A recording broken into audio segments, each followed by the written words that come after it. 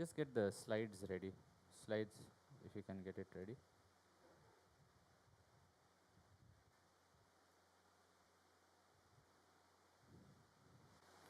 चलिए हम लोग प्रार्थना करते हैं। पिता परमेश्वर, आपके चरणों में आते हैं, आपको धन्यवाद देते हैं प्रभु इस समय के लिए। हम में से हर एक से आज बातें कीजिएगा, फिर से बुद्धि और प्रकाशन की आत्मा दीजिए और हमारे समझ को ज्योतिमय कर दीजिए। जब तक आपका आत्मा हमें छुएगा नहीं तो यहाँ पे जिससे भी लगता है कि वो बुद्धिमान है लॉर्ड, आपका वचन उसके लिए बंद रहेगा और हम प्रभु अपने समस्याओं में बंद रहेंगे, हम अपनी मूर्खताओं में बंद रहेंगे लॉर्ड। तो हमें इन बातों से छुड़ाइए, हमारा ज़िंदगी का व्यर्थता से छुड़ाइए प्रभु।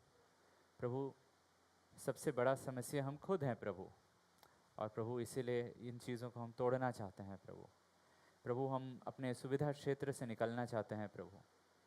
प्रभु, हम सॉडम और गमोरा जैसे वो आराम भरा जीवन नहीं चाहते हैं प्रभु, हम आपके साथ चलना चाहते हैं प्रभु। तो प्रभु हमारी अगुवाई कीजिए प्रभु। आपका लहू को हर एक पे छिड़कते हैं, आपका आत्मा यहाँ भेजिए प्रभु। यीशु मसीह के नाम से ये मांगते हैं, आमेन। You can check online also if it is clear. Sound team, check online also, okay. या let's go to the first slide. पहला स्लाइड हम लोग जाएंगे यहोशू का 5वीं अध्याय verses 6 to 8। Anyone has a mic? Give a mic. Abhishek, take a mic. You can read यहोशू का 5वां अध्याय 6 से 8।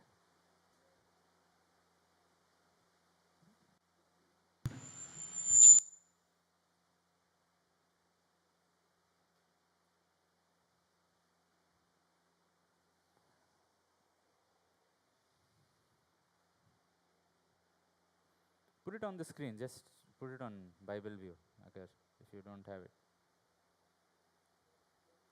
यहोशू का 5वीं अध्याय 6 से 8।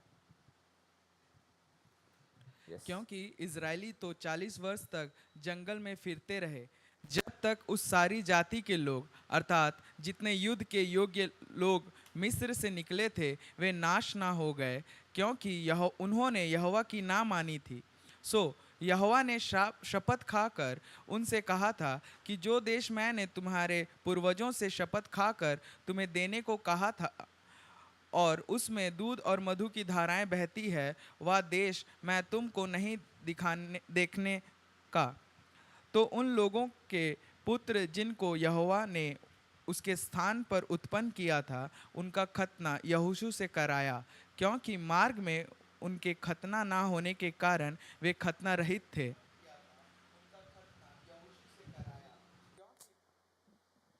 You have put the, हाँ ठीक है, you read the whole verse? Yeah. साथ ही साथ मलाकी का 2 का 15 भी पढ़ लेंगे। मलाकी का 2 का 15। और जब सारी जाति के लोगों का खतना हो चुका, तब वे चंगे हो जाने तक अपने अपने स्थान पर छावनी में रहे। नो मलाकी का 2 का 15।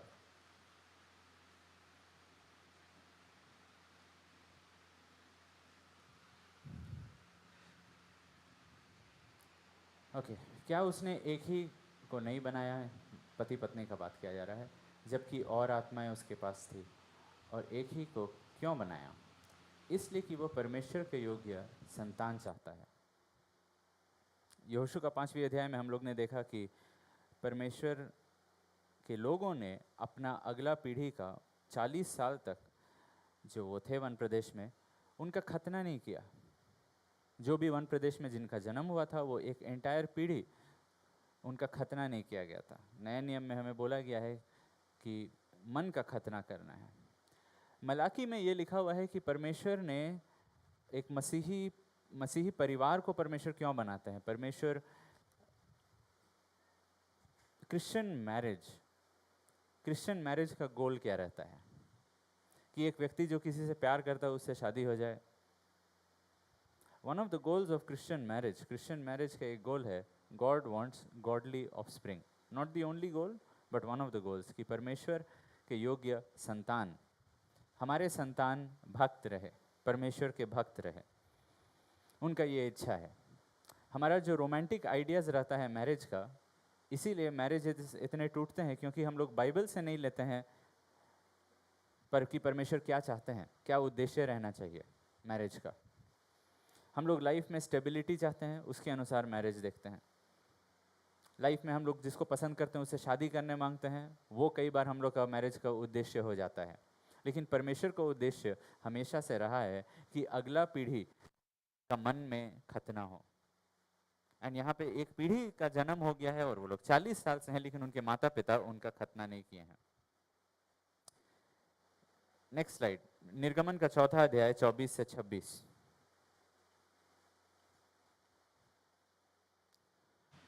तब ऐसा हुआ कि मार्ग पर सराय में यहोवा ने मूसा से भेंट करके उसे मार डालना चाहा। एंड नेक्स्ट वर्स 25 और 26 भी पढ़ेंगे। तब सिपोरा ने एक तेज चमक कर पत्थर लेकर अपने बेटों की खिल्लड़ी को काट डाला और मूसा के पांव पर यह कर कर फेंक दिया कि Next निश्चय। verse। तब उसने उसको छोड़ दिया। तब यहोवा ने उसे छोड़ दिया। इसी मूसा भी निकला है परमेश्वर के लोगों को छुटकारा देने के लिए, बुलाहट पा चुका है, जा रहा है छुटकारा लाने के लिए, लेकिन उसके पहले परमेश्वर उसको मारने वाले हैं। क्योंकि उसका घर में, शायद ज़्यादातर लोग बोलते हैं कि छोटा बेटा, उसके 2 बेटे थे, शायद पहला का ऑलरेडी खतना हो चुका था, लेकिन दूसरा बेटा का खतना नहीं हुआ। वहाँ पे उसकी पत्नी शायद एग्री नहीं की होगी कि नहीं तुम इसका खतना नहीं करोगे, और उसका खतना नहीं हुआ। और जब तक, और क्योंकि उसके बच्चे अभी भी, उसका घर में अभी भी बच्चे हैं जो खतना रहित स्थिति में हैं, तो परमेश्वर बोल रहे हैं तुम मेरा काम करने के लिए आगे नहीं जा सकते हो। परमेश्वर उसका घर का जिम्मेदारी पहले उससे ले रहे हैं। जो भी अचानक से, क्योंकि वहां पे खतना नहीं है, तो परमेश्वर उसको मारने वाले हैं। परमेश्वर का दंड उसके ऊपर आने वाला है, क्योंकि उसका बेटा का खतना नहीं हुआ है। जब बच्चों का खतना नहीं होगा, क्योंकि माता पिता वैसा जीवन नहीं जी रहे हैं कि बच्चों का खतना करे, तो क्या होता है कि तब बच्चे बड़े होते हैं डबल माइंडेड रूप से, दुचिता मन रहता है उनके अंदर। उनका 2 चित रहता है, कभी इस पे मन लगाएंगे, कभी संसार पे, कभी परमेश्वर पे। और इसीलिए वो प्रभु की आवाज नहीं सुन पाते हैं, क्योंकि जो व्यक्ति दुचिता है वो परमेश्वर से कुछ नहीं पा सकता है। विश्वास सुनने से आता है, सुनने मसीह के वचन से, लेकिन विश्वास नहीं पा सकता है अगर उसका मन दुचिता है। एंड इसलिए बहुत बार लोग प्रेयर करते हैं, मसीही बच्चे प्रेयर करते हैं, लेकिन उनको पता नहीं चलता है परमेश्वर की इच्छा क्या है। क्यों? क्योंकि घर में पिता एक डायरेक्शन और माँ दूसरा डायरेक्शन, या तो माता पिता दोनों अलग अलग डायरेक्शन, दोनों दुचिता हैं, तब बेटा भी दुचिता रहेगा। या तो शायद पिता का मन प्रभु की ओर, जैसे मूसा का घर में था, पिता का मन प्रभु की ओर, माँ का मन संसार की ओर, तो बेटा फिर से दुचिता हो गया। वैसा हो जाता है, माइंड डिवाइडेड हो जाता है। मूसा को खुद 80 साल लगा परमेश्वर का इच्छा को अपने जीवन में पता करने के लिए, और उसका शादी का 40 साल पार हो गया है, और 40 साल का अंत में हम लोग देखते हैं कि उसके 2 बेटे हैं और उनका खतना नहीं हुआ है। उसके दोनों में से एक का तो खतना डेफिनेटली नहीं हुआ है। और हम लोग को बाकी का वचन, बाकी बाइबल से पता चलता है कि उसके दोनों बेटे प्रभु के साथ नहीं चलते हैं। वो लोग अपने पिता के धर्म में रहेंगे, लेकिन अपने पिता के विश्वास में नहीं रहेंगे। एंड यही चीज हम लोग देखते हैं मसीहत में भी, कि बहुत सारे बच्चे अपने माता पिता के धर्म में जरूर रहते हैं, लेकिन विश्वास में नहीं रहते हैं। एंड यही चीज हम लोग मूसा का घर में देखते हैं, और सब कुछ के बीच में वहां पे खतना आ जाता है। जिपोरा 40 साल का विवाह के बाद भी मूसा और जिपोरा एक नहीं हुए थे। परमेश्वर ने उन्हें एक क्यों बनाया? उनको एक बनाते, मलाकी का 2 में क्या लिखा हुआ है? परमेश्वर उनको एक बनाते हैं ताकि उनके द्वारा परमेश्वर के योग्य संतान उत्पन्न करे। परमेश्वर आपके संतान में इंटरेस्टेड है, रोमांस में नहीं। आपका लाइफ में स्टेबिलिटी से बढ़कर परमेश्वर योग्य संतान, परमेश्वर योग्य संतान। आपको कितना आशीष मिले, आपके बच्चे कौन सा स्कूल जाए, कौन सा स्कूल नहीं जाए, स्कॉलरशिप मिले नहीं मिले, नहीं, परमेश्वर क्या चाहते हैं कि आपके बच्चे परमेश्वर योग्य संतान बने, परमेश्वर योग्य संतान। इसलिए अन्य जाति जैसा हमें नहीं सोचना है। कि मेरा बेटा बहुत बड़ा बन जाए, मेरी बेटी संसार में बहुत बड़ा काम करे। नहीं, परमेश्वर योग्य, परमेश्वर वो परमेश्वर के बच्चे हैं, मतलब अभी तक उद्धार नहीं पाए हैं आपके बच्चे, परमेश्वर के बच्चे इन द सेंस कि परमेश्वर ने उन्हें सृष्टि किया है, उन्हें बनाया है और कुछ समय तक आपको दिया है। जैसे लैंडलॉर्ड अपना घर आपको देता है रेंट पे, वैसे ही आपको वो बच्चे दिए गए हैं और परमेश्वर चाहते हैं कि वो भक्त बने। लेकिन 40 साल का विवाह के बाद भी जिफोरा अपना हस्बैंड के साथ मूसा को क्या कर दी। 80 साल का उम्र में जब आप मूसा से मिलेंगे तो मूसा कहता है मैं तो बोल भी नहीं सकता। 40 साल का विवाह के बाद परमेश्वर जब मूसा से मिलते हैं तो मूसा क्या कहता है, मैं बोल नहीं सकता हूं। परमेश्वर जब उसको एक जिम्मेदारी देने मांगते हैं और भेजने मांगते हैं तो वो कहता है नहीं होगा मुझसे, किसी और को भेज दीजिए प्लीज। और जब मसीही घरों का वैसा स्थिति रहेगा, चर्चेस का वैसा स्थिति रहेगा, तो वहां पे बच्चे खतना रहित रहते हैं। वहां पे तब बच्चों का मन दुचिता रहता है और तब वहां पे जो जवान लोग हैं वो संसारिक हो जाते हैं, कभी संसारिक कभी आत्मिक। संडे को आत्मिक, बाकी दिन आत्मिक चीजों में रहेंगे और तब उसके बाद संसारिक चीजों में रहेंगे, दोनों चीजों में रहेंगे और प्रभु में नहीं बढ़ते हैं। क्यों? क्योंकि यहां पे 40 साल का विवाह के बाद जिफोरा ने मूसा को ऐसा कर दिया है कि अब उसका कोई आवाज ही नहीं है। एंड मोस्टली क्रिश्चियन मैरिजेस में आप देखेंगे जैसे समय बीतता जाएगा, पिता पति अगर वो प्रभु में है, मैं उसके बारे में नहीं बात कर रहा हूं जो अपना आवाज या अपना हक जताने के लिए अपना हाथ पैर चलाता है। मैं अन्य जाति मसीही पिता या पति के बारे में नहीं बात कर रहा हूं, मैं बात कर रहा हूं क्रिश्चियंस के बारे, कि क्या हो जाता है कि उनका आवाज को दबा दिया जाता है। एंड तब चर्चेज में भी आप देखेंगे कौन ऑर्गेनाइज कर रहा है, कौन प्रोफेसाई कर रहा है, कौन मीटिंग्स ऑर्गेनाइज कर रहे हैं, कौन नया नया घर में मीटिंग्स ऑर्गेनाइज कर रहे हैं। ज़्यादातर आप देखेंगे लेडीज़, लोग करते जाएंगे। एंड तब उनका हस्बैंड क्या कर रहा है, शायद स्कूल चला रहा है, शायद कोई दूसरा मिनिस्ट्री कर रहा है, बट धीरे धीरे करके क्या हो जाता है, वो आवाज़ चला जाता है। एंड तब बहुत सारे चर्चेज में मेन डोंट डू एनीथिंग। हाँ, women can do many things better than main, but वही चीज़ आप यहाँ पे देख रहे हैं। 40 साल के बाद मूसा कह रहा है मैं तो कुछ नहीं बोल सकता हूँ, आप किसी और को भेजिए, मैं कुछ नहीं कर सकता हूँ, मैं कुछ नहीं बोल सकता हूँ। एंड तब क्या होता है, चर्चेज में भी आप देखेंगे, घरों में भी आप देखेंगे, फाइनल डिसीजन मेकिंग जो बाइबल कहता है कि एक पुरुष को करना चाहिए, जो सर है, मैं विश्वासियों का बात कर रहा हूँ, संसार का जो भी स्टैंडर्ड रहे, ये परमेश्वर का स्टैंडर्ड है। ये वाला काम, ऐसे काम चाहे चर्च में हो चाहे घर में हो, तब स्त्रियां करने लगती है। एंड जो काम स्त्रियों को दिया गया था करने के लिए, वो काम वो लोग नहीं करते हैं। स्त्रियों को ऐसा क्या काम दिया गया था करने के लिए? Let's go to the next slide. तीतुस का 2:3 से 5। इसी प्रकार स्त्रियों को क्या करना चाहिए? चौथा, अच्छी बातें सिखाना चाहिए। चौथा पद में लिखा हुआ है, ताकि वे जवान स्त्रियों को चेतावनी देती रहे कि अपने पतियों और बच्चों से प्रीति रखें और संयमी, पवित्रता और घर का कारोबार करने वाली और भली और अपने अपने पति के अधीन रहने वाली ताकि परमेश्वर का वचन की निंदा ना होने पाए।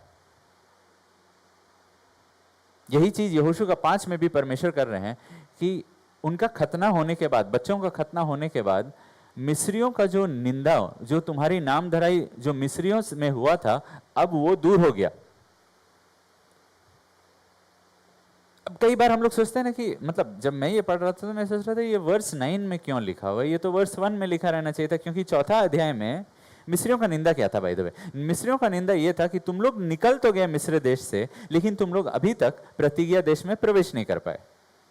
बहुत बोलते थे हम लोग जा रहे हैं प्रतिज्ञा देश, हम लोग परमेश्वर हम लोग को ले जाएगा, बड़ा बड़ा ख्वाब तुम लोग बहुत ख्याली बिरयानी पकाए, ये कर लेंगे, वो कर लेंगे, लेकिन 40 साल पार हो गया है, तुम लोग कभी घुस नहीं पाए। तुम्हारा प्रभु बहुत बड़ा बड़ा चीज बोला, तुम लोग कभी। तो वो तो हुआ कि 40 साल तक ये लोग मंडराते रहे, घूमते रहे वहां पे, लेकिन 40 साल का अंत में, चैप्टर 4 का अंत में, वो लोग पार करके घुस गए प्रतिज्ञा देश में। लेकिन वर्स 1 में नहीं, वर्स 9 में लिखा हुआ है कि तब यहोवा ने मिस्रियों का निंदा जो था, जो नाम धराई था, वो हटा दिया।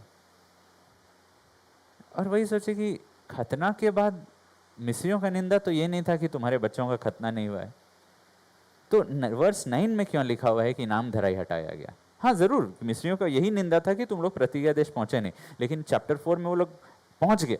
लेकिन चैप्टर 5 में वर्स 9 में लिखा हुआ है निंदा हटाएगा, क्योंकि नया नियम बताता है कि निंदा कब हटेगा, कब परमेश्वर का वचन का निंदा नहीं हो पाएगा। जब मेन एंड विमेन दोनों, मूसा भी देखेगा कि उसके बेटों का घर में खतना हो, और जब स्त्रियां भी अपना घर संभालेंगे। और क्या लिखा हुआ है, जवान स्त्रियों को चेतावनी दे। जवान स्त्री कौन है? आपकी बेटी। चर्च में जवान लोग, नहीं नहीं नहीं, कहां से शुरू करना है? अपना घर से। अपने बेटी को हम कंप्यूटर सिखाएंगे, हम फिजिक्स सिखाएंगे, साइंटिस्ट बनाएंगे। देखिए, हर एक, जैसे हर एक पुरुष को पास्टर नहीं बनना है, हर एक लड़की को पास्टर्स वाइफ नहीं बनना है, लेकिन क्या चीज हर एक पुरुष और हर एक स्त्री को करना है जो मैरिड है? परमेश्वर के योग्य संतान बड़ा करे। उसके लिए कोई नहीं कह सकता नहीं, I am not called for that, वो मेरा बुलाहट नहीं है। मेरा बुलाहट है कि मेरा बेटा शैतान रहे। नो, ये सबका सामान्य बुलाहट है। तो वहां पे क्या लिखा है कि जवान स्त्रियों को चेतावनी दे कि अपने पतियों और बच्चियों से प्रीति रखे, अपना घर चलाए, ये सारे चीज़ों को। और ये सब आप देखेंगे, जब विमेन भी जब मिनिस्ट्री करते हैं, ये वाला वर्स तो नहीं बोलेंगे। I have never heard women prophetess इसमें प्रोफेसाई करे। उसी से पता चल जाता है। एंड वो छोड़िए, विमेन से ही आप पूछ लीजिए, प्रोफेटेस हो चाहे नहीं, क्रिश्चियन है, पूछ लीजिए कि बताओ बाइबल क्या कहता है विमेन को, उनका मिनिस्ट्री के बारे वो लोग नहीं बताते हैं, उनको मालूम नहीं है कि विमेन को क्या सेवकाई दिया गया है, उनको खुद मालूम नहीं है। लेकिन बाइबल क्लियरली बता दिया है कि कैसे हमें अपने बच्चों को बड़ा करना है।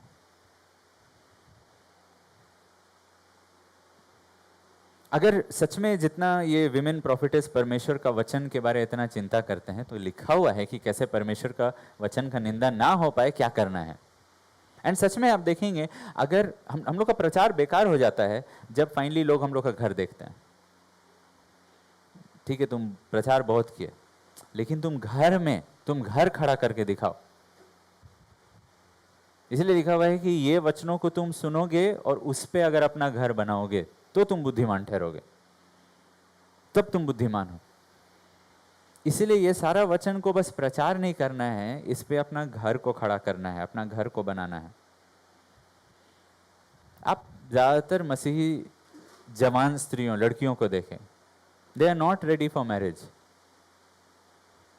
शादी हो जाएगा, घर का देखभाल करना नहीं है, क्योंकि अभी भी अगर आप उनका रूम जाके देखेंगे, उजाड़ पड़ा हुआ है, यरूशलेम गिरा हुआ है, फाटक जलाए हुए हैं, कचड़ा सब जगह।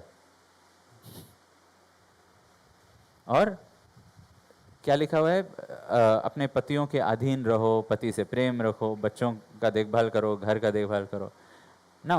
उनको घर नहीं संभालना आता है, कुछ पकाना नहीं आता है,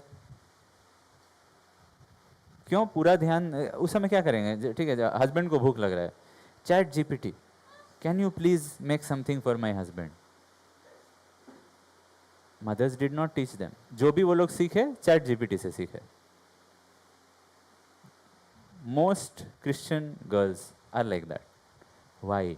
Because the mothers have not taught them that. क्योंकि mothers का दूसरा आइडल था, पेरेंट्स का दूसरा आइडल था, इसलिए sons and daughters का खतना नहीं हुआ है, उनका खतना नहीं हुआ है। और इसीलिए वो लोग चाहे जो भी बन जाए, 5-10 साल में उनका घर टूटने लगता है, और तब उनका टेस्टिमनी टूट जाता है, खत्म हो जाता है। ये कुछ कुछ लोग हैं जो एक मीटिंग में, एक पल में विश्वास करेंगे और उतना ही जितना जल्दी विश्वास में आते हैं उतना ही जल्दी विश्वास से खो देते हैं। लेकिन मैं कई लोग को इवेंजलाइज किया हूँ, कॉलेज का पहला सेमेस्टर जाते इवेंजलाइज करते और वो लोग बोलते रुक जाओ भाई, तुम्हारा जिंदगी को 3 साल देख लेते हैं, तुम बता रहे हो पाप पे जय पाना, कि हम जो कर रहे हैं पाप है, तुम ये सब चीज़ को छोड़ दिए हो, देखते हैं हम लोग एक साथ हैं 3 साल तक, तुम 3 साल बाद आना। तो ऐसे बहुत लोग हैं जो लोग रुकेंगे 3-4 साल, आपका गवाही को देखेंगे, आपका जीवन को देखेंगे, आपका घर को देखेंगे और तब विश्वास करेंगे।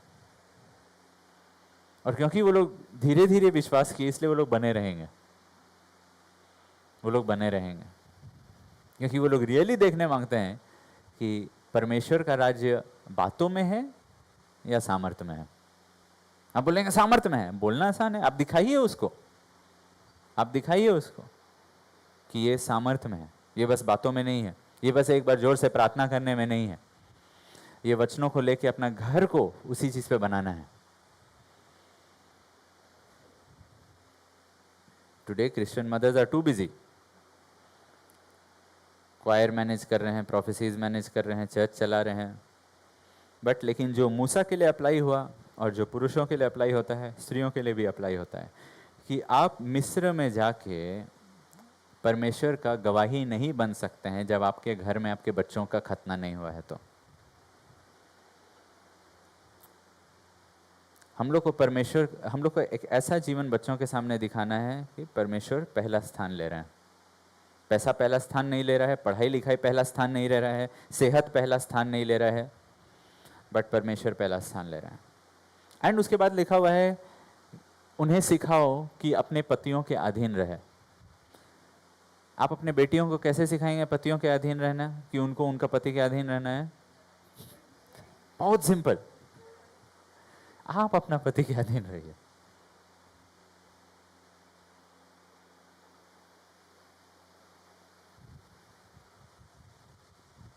नहीं तो वो कॉल करेगी शादी के 1 हफ्ता बाद, 1 महीना बाद, वो सुन नहीं रहा है, वो ऐसा बोल रहा है, वो वैसा बोल रहा है। लेकिन अगर वो घर में देखी थी ना, अगेन मैं नहीं बात कर रहा हूँ डोमेस्टिक अब्यूज का, लेकिन मैं बात कर रहा हूँ जब पति पत्नी से कुछ कह रहे कि हम चाहते हैं कि तुम ऐसा रहो, वैसा रहो, इस तरीक़ा से संभालो, और पत्नी को पसंद नहीं है, लेकिन अगर वो देखी थी कि उसकी माँ भी खुशी के साथ अपना उसके पिता के अधीन रह रही थी, तो वो सीख गई है, तो वो सीख गई है, उसका दिल में खतना हो चुका है, वो देख चुकी है।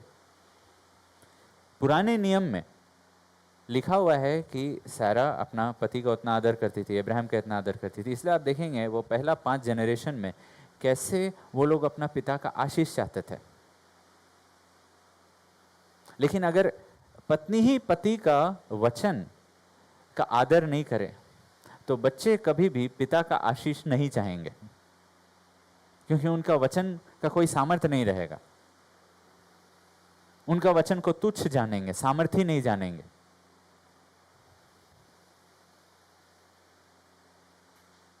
और यही हम लोग देखते हैं मोसेस और जिफोरा कि बच्चों का इसलिए खतना नहीं हुआ है। और तब क्या हो रहा है, एक पूरा पीढ़ी, पूरा मूसा का एंटायर पीढ़ी जो है, उनमें से कोई भी किसी का भी बच्चा का खतना नहीं हुआ है, कोई भी सफल नहीं थे अपने बच्चों को खतना करने के लिए। आप मेथोडिस्ट चर्च के पीछे देख लीजिए, सुजाना वेस्ली थी, जॉन वेस्ली, चार्ल्स वेस्ली के पीछे, रावेनहिल के पीछे उसकी मॉम थी, डीएल मूडी के पीछे उसकी माँ का विश्वास था। अर्ली चर्च फादर्स, चाहे जॉन क्रिसोस्टम हो, जॉन न्यूटन हो, सेंट अगस्टिन हो, ये सारे लोग के पीछे देयर वर गॉडली मदर्स। एक ऐसी माँ नहीं थी जो अपना पति से गुस्सा थी, बदला लेने मांगती थी कि मेरा पति के गलतियों की वजह से देखो मुझे क्या क्या सहना पड़ रहा है, जो कड़वी हो गई थी। नहीं, अगर वो लोग वैसे रहते, क्या लिखा हुआ है, kind, teach them to be kind. आप अपने बेटियों को कैसे सिखाएंगे to be kind? By being kind, by being kind, कि आप बदला नहीं ले रहे हैं, कि आप चीज़ों को गिरा नहीं रहे हैं, आप चीज़ों को फेंक नहीं रहे हैं, वो सब चीज़ों से तब वो लोग सीखेंगे अपने इमोशंस को कंट्रोल करने के लिए।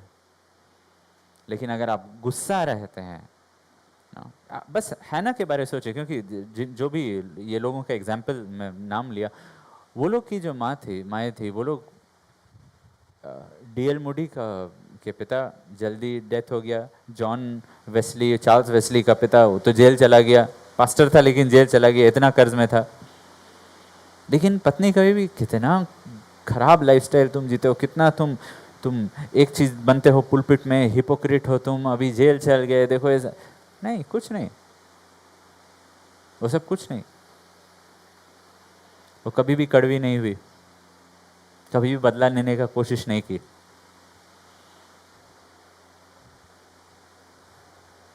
क्योंकि अगर वो लगातार दोष देते रहती अपना पति को, तब बच्चे भी जिंदगी भर परिस्थिति को दोष देते रहेंगे, दूसरे लोगों को दोष देते रहेंगे कि मेरे साथ ऐसा हुआ, मैं तो बेगुनाह हूँ, लोग ऐसा किए मेरे साथ। वो कभी भी जयवंत नहीं होंगे, कभी भी जिम्मेदारी नहीं लेंगे।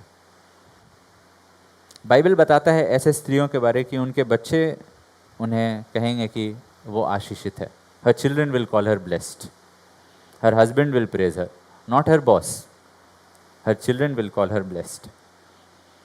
ये सब चीज़ जब बच्चे देखते हैं तो उनका दिल में खतना होने लगता है, उनका दिल में संसार के प्रति जो प्रेम है वो घटने लगता है और उसका खतना होने लगता है।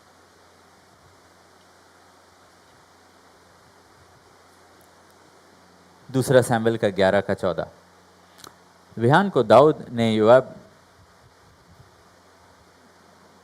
ओ सॉरी 12:14, आई एम सॉरी 11:14 नहीं 12:14, कैन यू रीड 12:14?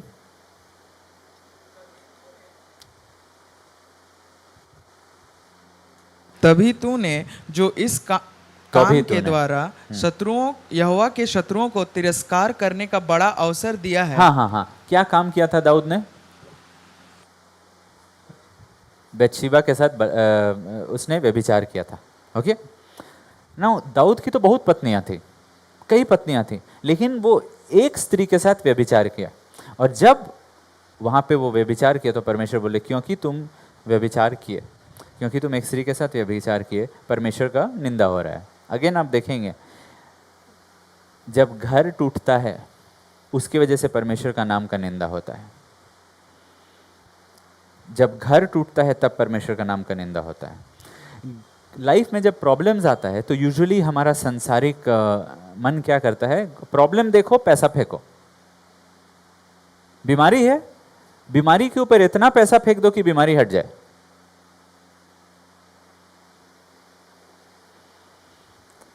बच्चे बलवा कर रहे हैं, उनके ऊपर पैसा फेंक दो कि वो खुश हो जाए और बलवा करना छोड़ दे, वो परेशान करना छोड़ दे।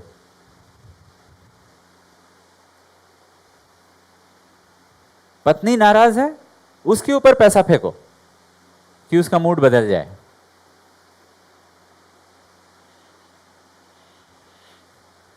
ये सांसारिक मन हम लोग के अंदर आ जाता है कि पैसा फेंको प्रॉब्लम ठीक हो जाएगा।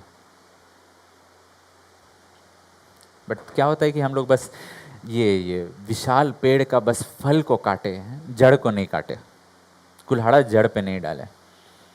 और जैसे हम लोग ढूंढते हैं, बार बार देखते हैं, फिर से बलवा कर रहे हैं और ज़्यादा बलवा कर रहे हैं, फिर से अभी भी मैरिज फिक्स नहीं हो रहा है, चाहे जितना भी पैसा फेंके पत्नी के ऊपर, अभी भी खुश नहीं है, अभी भी एकता नहीं हो रहा है विवाह में, अभी भी मिसअंडरस्टैंडिंग हो रहा है।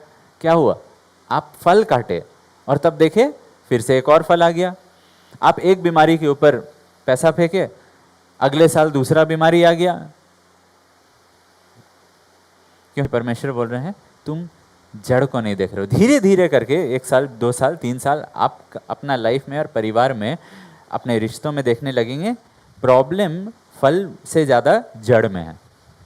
तब जैसे बाइबल स्टडीज आएंगे और आपको जड़ के बारे में ज्ञान मिलेगा, तब आपको पता चलेगा वो जड़ पे पैसा नहीं फेंक सकते हैं। वो जो जड़ का जो प्रॉब्लम है ना, वो पैसा से ठीक नहीं होगा, एक बार शॉपिंग ले जाने से नहीं होगा, बच्चों के लिए उनका मनपसंद खिलौना दे देने से नहीं होगा। प्रॉब्लम जड़ का है, उसके लिए आपको अपने आप को अपने घुटनों में फेंकना पड़ेगा, उसके लिए आपको अपने आप को बाइबल में फेंकना पड़ेगा, और वो चीज पैसा फेंकने से ज्यादा मुश्किल होता है। अपने आप को फेंकना पड़ेगा, बस जाके पास्टर आप प्रेयर कर दीजिए ऐसा नहीं होगा, अपने आप को फेंकना पड़ेगा घुटनों पे। तब धीरे धीरे करके, जैसे ये सारे माओं का एग्जाम्पल लिए, तब वो लोग देखे हैना जैसे कैसे छुटकारा आया, कैसे वो जड़ से वो पाप निकला, जड़ से जड़ में ब्रेक थ्रू आया। नहीं, लेकिन अगर उनको बोलेंगे परमेश्वर को पहला स्थान दो तो वो लोग आलसी हो जाएंगे। नहीं, वो फिरौन का भाषा था। फिरौन बोलता था ये लोग आराधना करने मांगते हैं, मतलब ये लोग आलसी हैं। और बहुत सारे माता पिता को भी लगता है कि अगर ये ज़्यादा बाइबल पढ़ेगा, ज़्यादा चर्च जाएगा, ज़्यादा चर्च में इन्वॉल्व होंगे तो क्या हो जाएंगे वो लोग, आलसी हो जाएंगे। मतलब पढ़ाई लिखाई का टेंशन, मतलब जब तक बहुत सारे पेरेंट्स जब तक अपने बच्चों को टेंशन में नहीं देखते हैं तब तक उनको लगता है, वो लोग को संतुष्टि नहीं मिलता है। तुम टेंशन में रहो, तुम डरो, एग्जाम का डर रखो, तुम चिंता करो। दिन रात हम देखने मांगते हैं कि तुम किताब लेके चिंता कर रहे हो, तब संतुष्टि मिलेगा, तब लगेगा कि तुम सही ट्रैक पे हो। वो मन कौन दिया? क्या वो मसीह का मन है? क्या वो मसीह का सोच विचार है? क्या परमेश्वर चाहते हैं कि हर एक मसीही दिन रात चिंता करते रहे? नहीं। तब परमेश्वर को संतुष्टि मिलता है? नहीं। बट अगर माता पिता के अंदर वैसा मन आ गया, मतलब अब जड़ सिर्फ बच्चों में नहीं है, माता पिता में भी जड़ है, वही पाप का, वही संसार का। क्योंकि शैतान चाहता है कि उसके बच्चे लगातार चिंतित रहे, लगातार बोझ से दबे हुए रहे, लगातार जुआ के नीचे अधीन रहे। और जैसे कोई छुटकारा पाए उसको तुरंत वो लोग बोलेंगे तुम आलसी हो। फिरौन वही बोल रहा था, जो जुआ में नहीं है उसको क्या बोल रहा है, स्वतंत्र नहीं, उसको बोला जा रहा है आलसी हो। जो आराधना करने वो तुम आलसी हो। लेकिन एक्चुअली जब प्रभु में आ जाते हैं तो प्रभु बोलते हैं मेरा जुआ अब तुम लो, अब तुम काम करो, अब तुम पहले जितना काम करते थे उससे ज्यादा काम करो। प्रभु में आने के बाद जितना पहले पढ़ते थे उससे ज्यादा पढ़ने लगे, पहले जितना काम करते उससे ज्यादा काम करने लगे, लेकिन बिना टेंशन का, बिना डर का।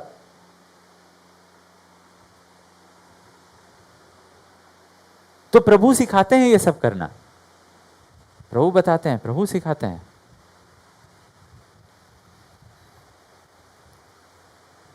उसके बाद Joshua chapter 5 verse 11 and 12, next slide. हाँ, और फसह के दूसरे दिन वे देश की उपज में से अखमीरी रोटी और उसी दिन से भुना हुआ दाना भी खाने लगे। खतना के बाद अब वो लोग प्रतिज्ञा देश के फलों को और प्रतिज्ञा देश के उपज को खाने लगे। खतना के पहले नहीं। खतना के पहले क्या खा रहे थे? मन्ना। अब खतना के बाद प्रतिज्ञा देश के चीज़ों को खा रहे थे। ओके। और जिस दिन से उस देश के उपज में से खाने लगे उसी दिन बिहान को मन्ना बंद हो गया और इजरायलियों को आगे फिर कभी मन्ना ना मिला, परंतु उस वर्ष उन्होंने कनान देश की उपज में से खाई। Can you go to a different version? Let me tell you which version. ये this is Joshua chapter 5 verse 11. Go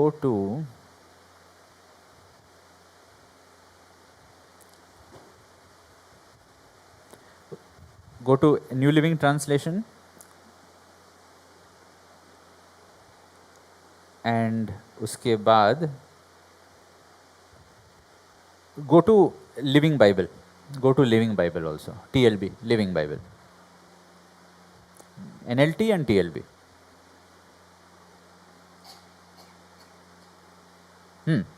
The next day they began to eat from the gardens and grain fields which they invaded. The very next day they began to eat unleavened bread and roasted grains harvested from the land. Right? तो Jericho के बाहर में जो गांव था, जो agricultural lands था, जो लोग खेती बाड़ी कर रहे थे, तो उन पे हमला करके वो उनका खाना को लेके खा रहे थे। मन्ना बंद हो गया। प्रभु बोले अब से रेवलेशन फ्री नहीं मिलेगा, अब से फ्री रेवलेशन स्वर्ग से गिर रहा है, बंद। और बहुत सारे क्रिश्चियंस के लिए, अरे शुरू में चर्च आते थे, बहुत कुछ मिलता था, एकदम एक्साइटमेंट रहता था। क्या मिल रहा था उस समय? मन्ना। क्या किया आप उसके लिए? कुछ नहीं, 20 रुपये ऑटो भाड़ा। उतना सस्ता है क्या रेवलेशन? नहीं। लेकिन उसके बाद जैसे लाल समुद्र यर्दन पार कर दिए, बपतिस्मा लिए, प्रभु मैं मर चुका हूं संसार के प्रति और मैं नया जीवन में मैं चलूंगा करके आप आए। उसके बाद खतना हुआ, ठीक है, खतना के बारे फिर से हम लोग देखते रहेंगे। उसके बाद जब तक आप हमला करके शैतान को हराएंगे नहीं, तब तक आपको कुछ मिलेगा नहीं। इसलिए बहुत लोग प्रभु में आने के बाद भी कुछ समझ नहीं आता। यीशु मसीह बोले तुम्हारे लिए ये सब है, क्यों? क्योंकि तुम लोग डिसाइपल्स हो, इसलिए ये सारे दृष्टांतों का समझ और गहराई और भेद तुम्हारे लिए है। लेकिन उनके लिए ये सारा चीज क्या है? बस दृष्टांत है, बस दृष्टांत है। तो चेला आत्मिक रूप में क्या है? योद्धा है। वो हमला करता है, वो जय पाता है और फल लेता है और तब खाता है। और वो हम इसलिए वो एक वो योद्धा है। मतलब अगर वो हमला करके जय नहीं पाएगा तो वो तो वो कुछ खा नहीं पाएगा, उसको रेवलेशन नहीं मिलने वाला है। वन प्रदेश में था, नहीं अभी तुम सीख रहे हो, अभी तुम बढ़ रहे हो। लेकिन उसके बाद क्या है? तुम अगर जय पाए तो खाओगे, नहीं तो नहीं खाओगे। तुम जय पाओगे तो बढ़ोगे, बस सरमन्स डाउनलोड करके सुन करके नहीं बढ़ोगे। तुम जय पाओगे तभी बढ़ोगे, नहीं तो नहीं बढ़ोगे।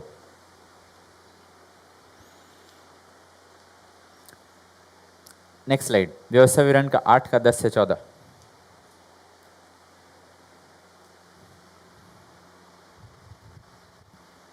गो टू द नेक्स्ट स्लाइड, व्यवस्था विवरण का 8 का 10 से 14। हाँ, और तू पेट भर खाएगा।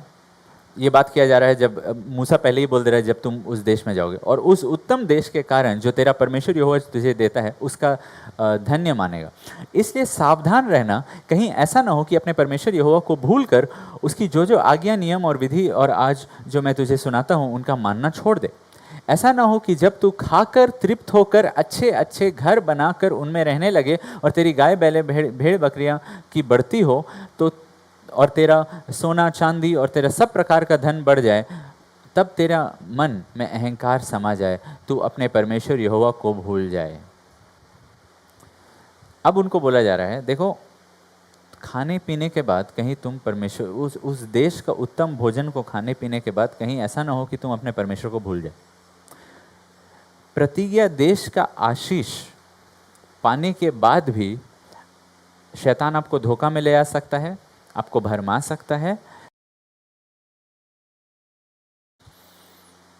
चमत्कार हो रहा है आपके जीवन में, आपको चंगाई मिल रहा है, ये सारा चीज आपको मिलते जा रहा है। कितना लोगों को हम लोग जानते हैं जो लोग चंगाई पाए, जो लोग का जिंदगी में चमत्कार हुआ, जो लोग को प्रार्थनाओं का जवाब मिला, जो लोग बाइबल पढ़े उनको प्रकाशन मिला और उसके बाद वो लोग प्रभु को भूल गए और संसार में चले गए। इसीलिए पहले क्या जरूरी है? पहले दिल में खतना हो जाए, तब लॉर्ड आप प्रार्थनाओं का जवाब दीजिए, आप और चमत्कार दीजिए, क्योंकि तब वो आशीष के वजह से मतलब मेरे अंदर कोई लालच नहीं रहेगा कि प्रभु अगर आपको धनी कर दिए, आपके लिए चमत्कारों को कर दिए, आपको अनुग्रह पे अनुग्रह पे अनुग्रह देते जाए, फिर भी आप भटकेंगे नहीं प्रभु से।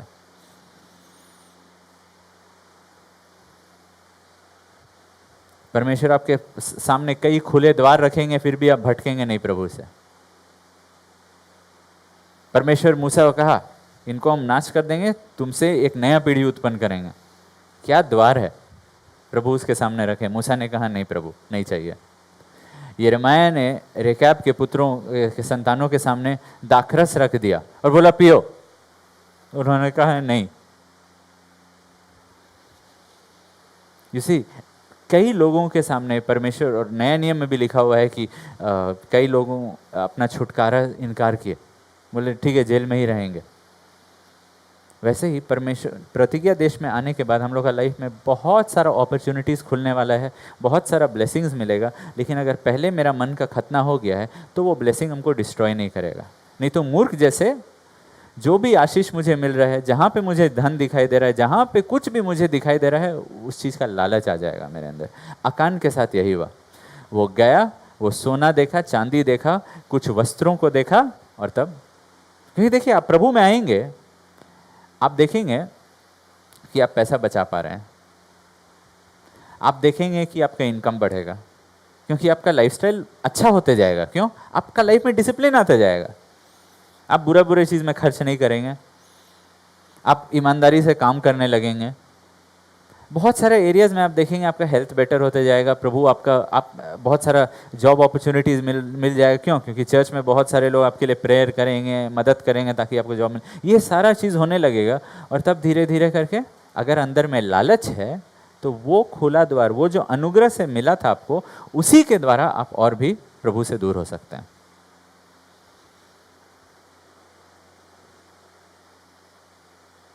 फिर से नेक्स्ट स्लाइड, व्यवस्था विवरण का 6 का 10 से 12। और जब तेरा परमेश्वर तुझे वो उस देश में पहुंचाए जिसके विषय में उसने इब्राहिम, इसहाक और याकूब नाम तेरे पूर्वजों को से शपथ खाई थी, और अच्छे अच्छे पदार्थों से भरे हुए घर जो तूने नहीं भरे, और खुदे हुए कुएं जो तूने नहीं खोदा, दाख की बारियां और जलपाई के वृक्ष जो तूने नहीं लगाए, ये सब वस्तुएं जब वो दे दे तुम्हें तो तू खा के तृप्त हो, तब सावधान रहना कहीं ऐसा ना हो कि यहोवा को भूल जा। जॉब कैसे मिला? परमेश्वर का अनुग्रह हुआ। अलग अलग जगह से रिकमेंडेशन, अलग अलग जगह से वो द्वार खुल गया। शादी कैसे हुआ? परमेश्वर का अनुग्रह के द्वारा। चर्च मदद किए, चर्च में दूसरे लोग मदद किए, जोड़े, सब कुछ अच्छा से प्रभु कर दिए। लाइफ में अभी तक कैसे बढ़े? बहुत लोग काउंसिल किए, बहुत लोग एनकरेज किए, बहुत लोग गलत मार्ग चुनने से बचा के रख दिए। सब कुछ क्योंकि प्रभु का अनुग्रह था। बट तब प्रभु को भूलना मत। प्रॉब्लम से कैसे निकले? प्रार्थनाओं के द्वारा। सब कुछ में परमेश्वर का हाथ था। बट तब प्रभु को भूलना मत। प्रभु को भूलने का मतलब क्या होता है? व्यवस्था विवरण का 4 अध्याय 22 और 23।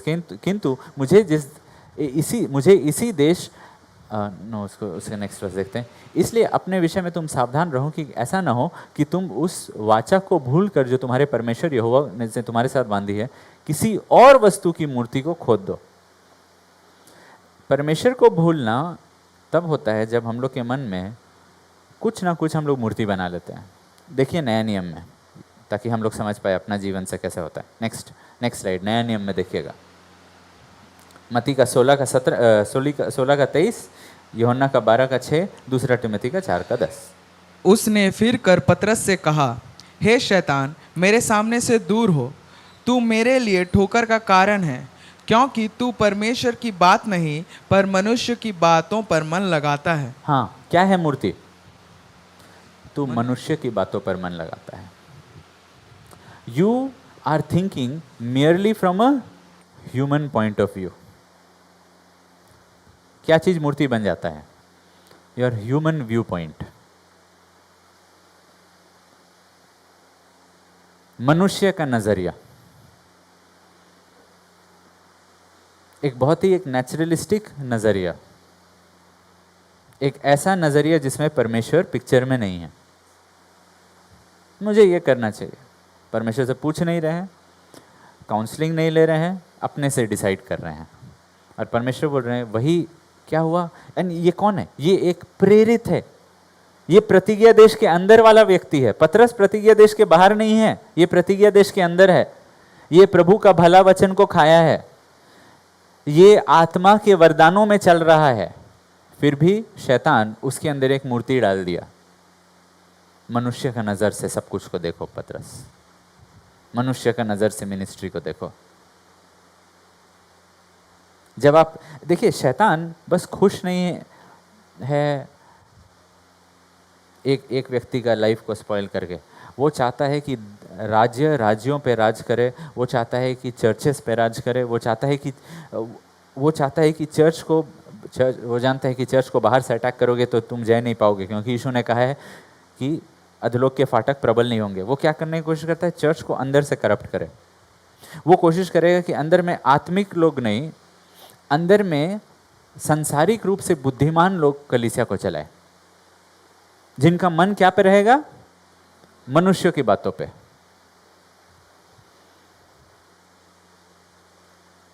कि जैसा लोग कैसे चुनते हैं कि अरे पता नहीं कौन सा क्लब का मेंबर होना चाहिए, बेल्डी क्लब का मेंबर बने, यूनाइटेड क्लब का मेंबर बने, ट्यूब मेकर्स क्लब का मेंबर बने, कौन सा क्लब का मेंबर होना चाहिए? देखो कहाँ पे प्रोग्राम ज़्यादा होता है, देखो कहाँ पे इवेंट्स बड़ा होता है। अब क्रिश्चियंस कैसे चूज करते हैं चर्च पे कौन सा चर्च में मेंबर होना चाहिए? Same reasons, same reasons. And अगर शैतान पास्टर्स और क्रिश्चियंस का मन में वो चीज डाल दिया तो वो लोग ऑलरेडी प्रभु से हट चुके हैं। क्योंकि एक व्यक्ति जैसा एक क्लब को चुनता है, वैसे ही वो अब एक चर्च, वैसे ही एक क्रिश्चियन एक चर्च को चुन रहा है।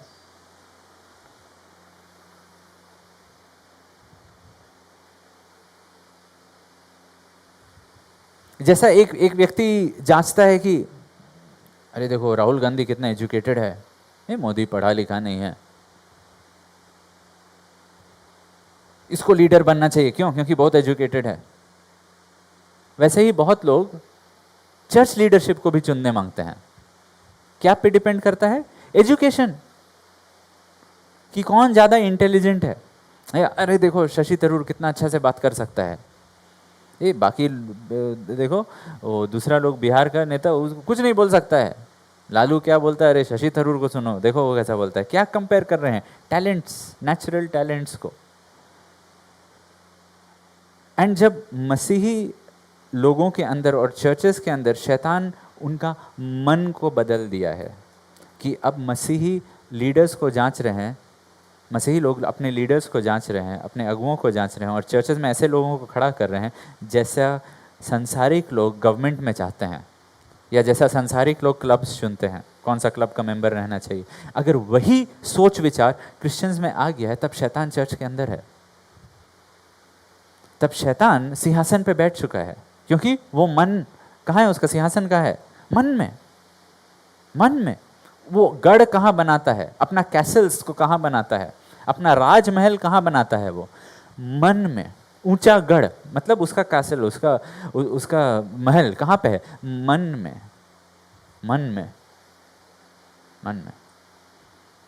और ये एक प्रेरित के द्वारा, क्योंकि शैतान किस में घुसने मांगता है? प्रेरितों में, पास्टर्स में, चर्च लीडर्स में।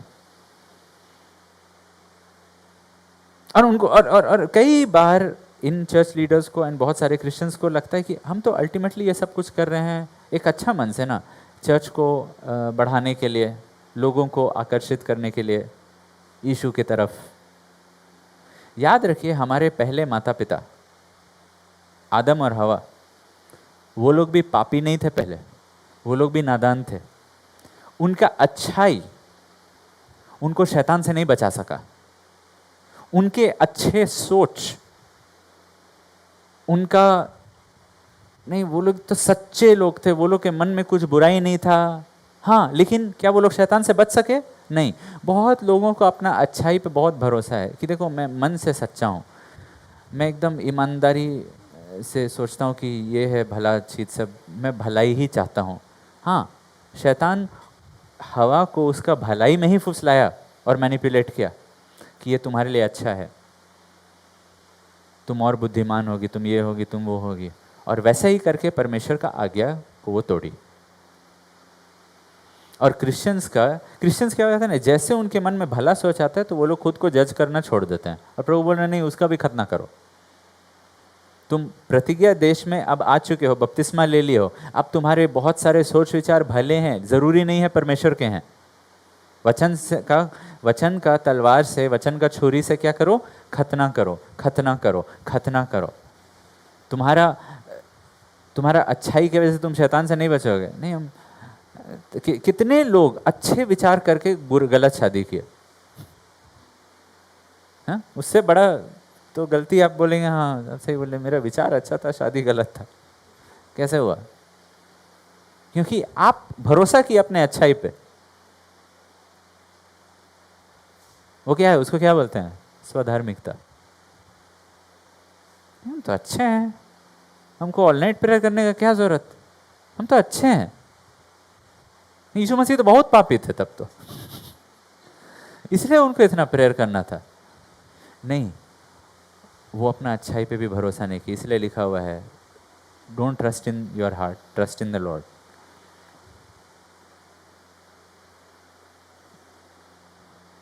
यूहन्ना का 12:6 एक और प्रेरित, उसने ये बातें इसलिए ना कही, मतलब यहाँ पे जूडस के बारे में बात किया जा रहा है कि उसे कंगालों की चिंता थी, परंतु इसलिए क्योंकि वह चोर था और उसके पास उनकी थैली रहती थी और उसमें जो कुछ डाला जाता था वह निकाल लेता था, धन।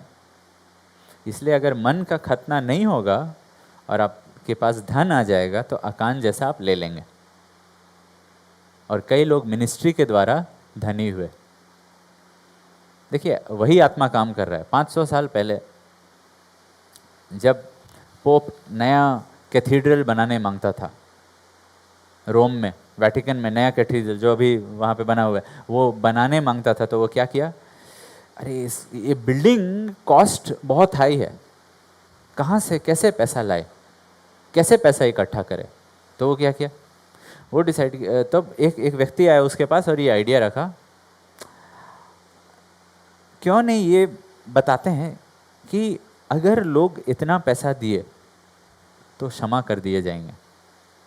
जो पाप नहीं किए हैं, पहले जो पाप किए हैं उसके लिए क्षमा मिल जाएगा, लेकिन लालच और पैसा चाहिए, पहली बात गलत कर दिए, उसके और पैसा चाहिए। चलो अब ये भी बोल दो कि जो पाप नहीं किए हैं और शायद उनको टेम्पटेशन हो रहा है करने के लिए, उसके लिए भी उनको क्षमा मिल जाएगा।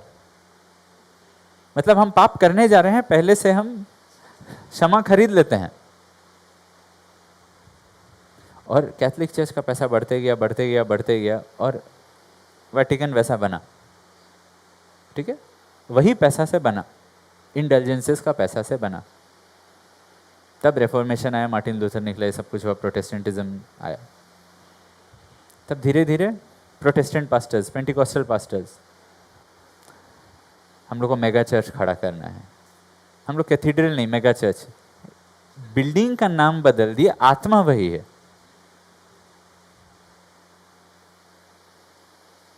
आत्मा वही है। कैथीड्रल से अब मेगा चर्च बोल दिया। टेक्सास में जब लोग डूब रहे थे, मर रहे थे, तो सबसे बड़ा मेगा चर्च जोएल ऑस्टीन का बंद था। क्यों? नहीं, कारपेट्स गंदा हो जाएगा। फ्लड का विक्टिम्स अगर उसका मेगा चर्च में आएंगे तो कारपेट्स गंदा हो जाता है। फाइनली इतना मीडिया का प्रेशर वो तो खोल दिया। बट यू सी, आत्मा वही, वो आत्मा इटर्नल है। वो पोप जो वो सब काम किया था वो मर गया, वो आत्मा नहीं मरा।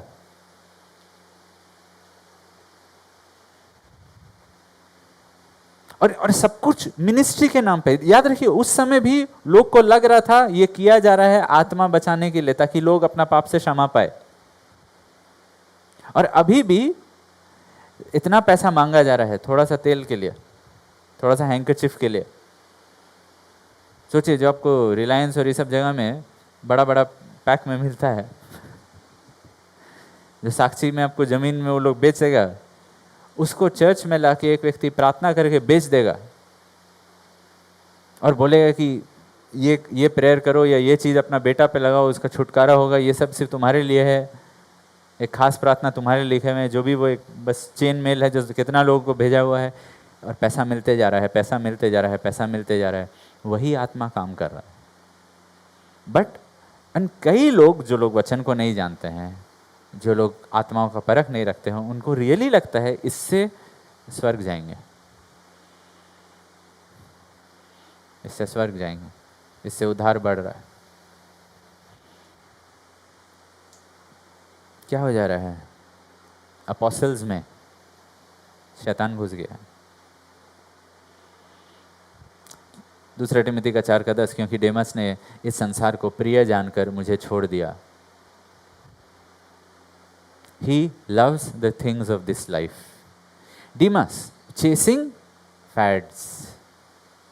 हर एक नया चीज, हर एक पॉपुलर चीज के पीछे भागने वाला। Demas, he loved the good things of this life. कैसे अपने आप को, क्योंकि देखिए आप प्रभु में आएंगे तो ये सारी चीज़ों का दरवाज़ा खुल जाएगा, पैसा का दरवाज़ा खुल जाएगा, अन्य जाति जिन चीज़ों का सपना देखते हैं वो आपके सामने रख दिया जाएगा, और गुड थिंग्स ऑफ लाइफ आपके पास आते जाएगा आते जाएगा आते जाएगा। लेकिन अगर आपका दिल का खतना हो चुका है तो आप बचे रहेंगे। खतना का क्या मतलब तलवार आपका शरीर के, आपका फ्लैश के बीच में घुसा हुआ है। खतना वैसा होता है, तलवार आपका फ्लैश के बीच में घुस जाता है। एक फॉरेन इंस्ट्रूमेंट, एक शार्प इंस्ट्रूमेंट आपका शरीर के बीच में घुसा हुआ है, और वही चीज परमेश्वर बोल रहे हैं, लेट इट एंटर, तभी तुम बच पाओगे संसार से। नहीं तो मिनिस्ट्री भी करोगे और फाइनली ये सब मूर्ति बन जाएगा।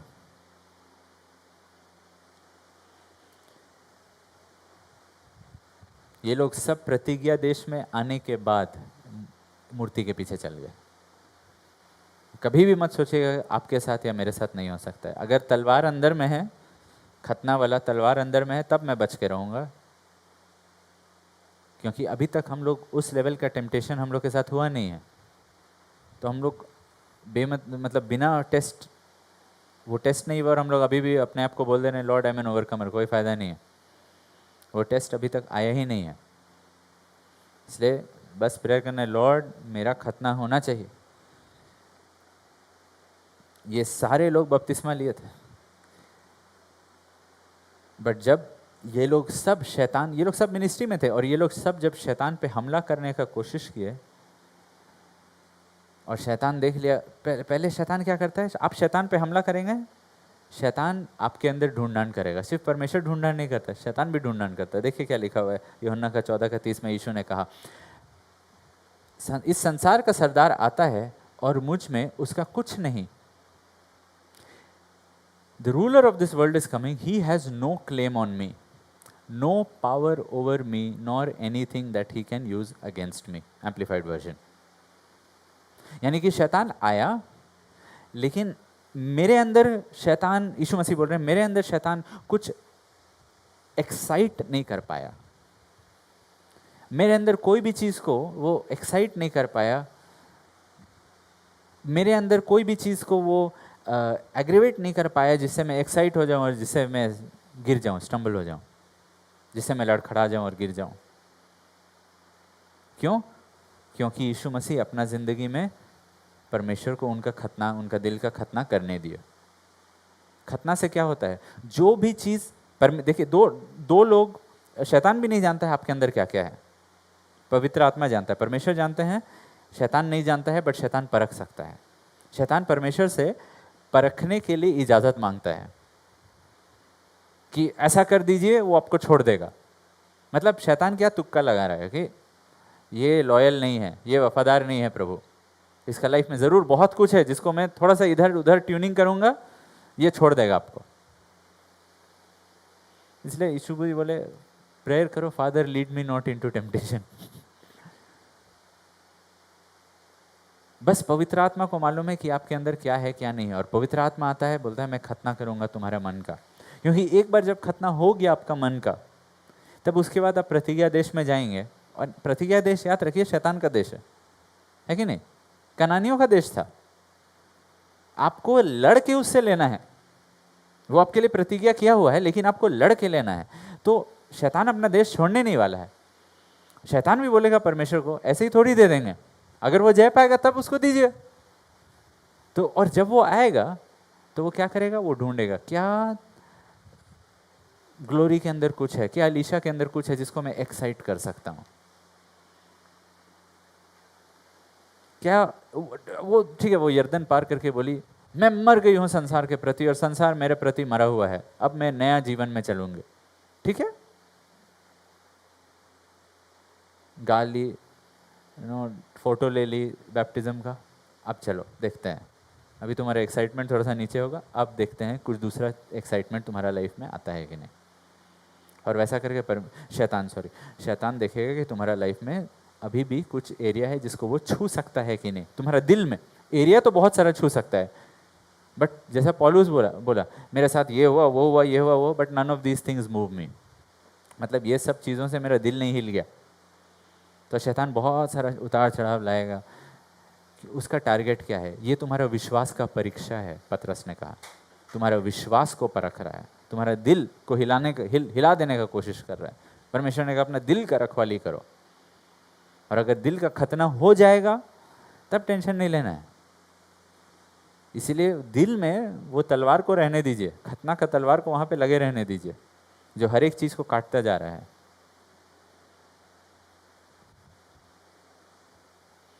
ये तलवार अप्लाई कैसे होता है?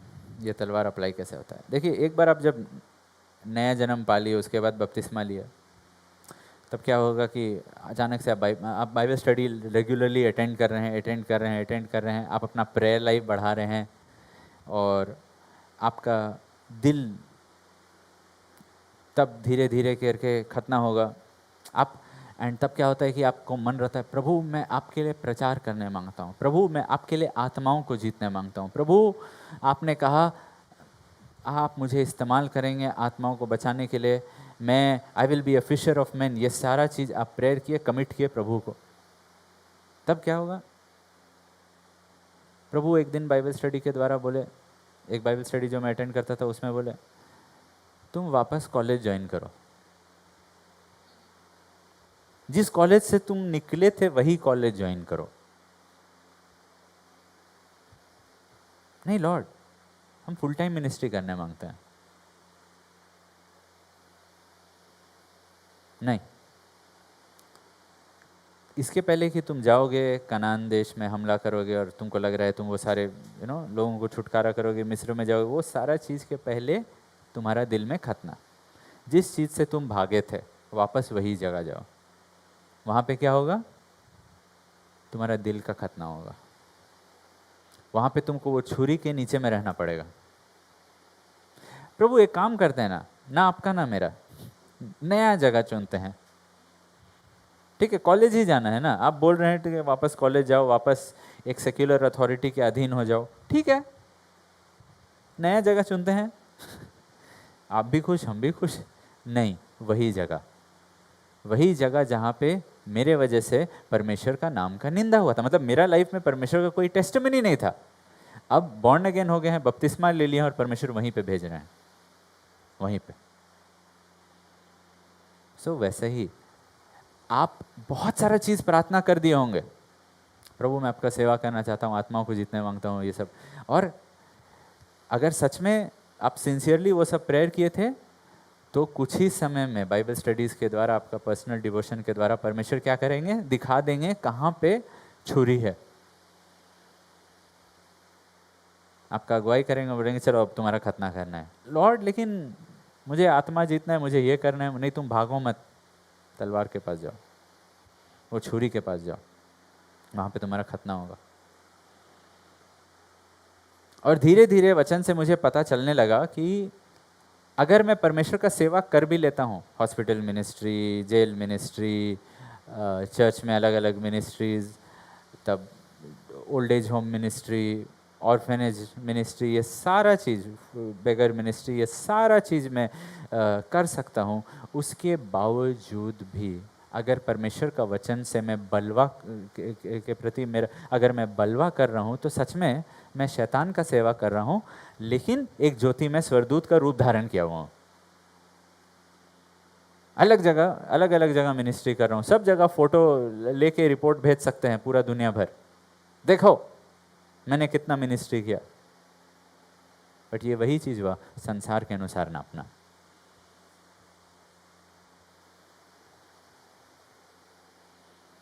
कितना जगह गए, कितना जगह मिनिस्ट्री किए, कितना फोटो लिए, ये सब से नहीं साबित होता है कौन परमेश्वर का अधीन है कौन नहीं है। क्योंकि अगर आपका दिल में आप परमेश्वर का वचन आपको मिल चुके हैं और आप बलवा किए हैं तो, और उसके बाद आप सेवा कर रहे हैं, तो आप सच में बस एक शैतान का ही सेवा कर रहे हैं, लेकिन ज्योति में स्वर्गदूत का रूप धारण किए हुए हैं। लेट्स से आप जवान लड़की, आप शादी करके पति के साथ लॉर्ड हम लोग एक कपल होके आपका सेवा करेंगे, आपको महिमा देंगे। Use us mightily lord, we pray for our marriage. तब शादी के पहले 1 महीना पहले पता चला आपका होने वाला ससुर का डेथ हो गया। तो अब आपकी सास होने वाला हस्बैंड के साथ रहेगी। हाँ, क्योंकि उसका हस्बैंड नहीं है तो बेटा के साथ रहेगी। कौन देखभाल करेगा अब उसका? आपको करना पड़ेगा। लेकिन लॉर्ड, हम मिनिस्ट्री करने मांगते थे, हम गांव गांव जाके, हम बाइबल कॉलेज से निकले लॉर्ड, हम लोग दोनों बाइबल कॉलेज से निकले ताकि हम लोग गांव गांव जाके प्रचार करें। लेकिन अब क्या हो गया? क्या करो? किसका सेवा करो? सास का। Lord, I am not Ruth, I am Deborah.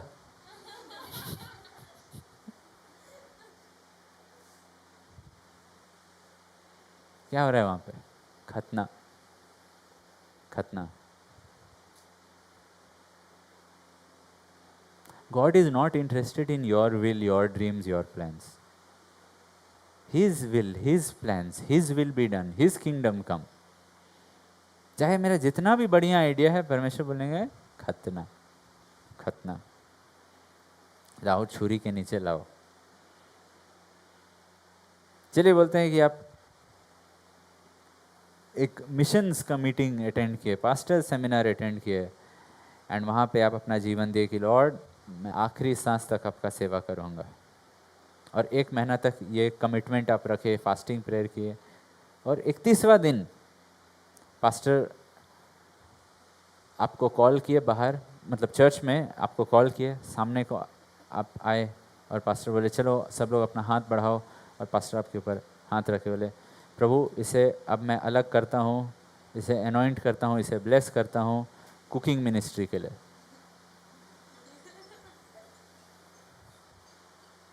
Stephen के साथ यही हुआ।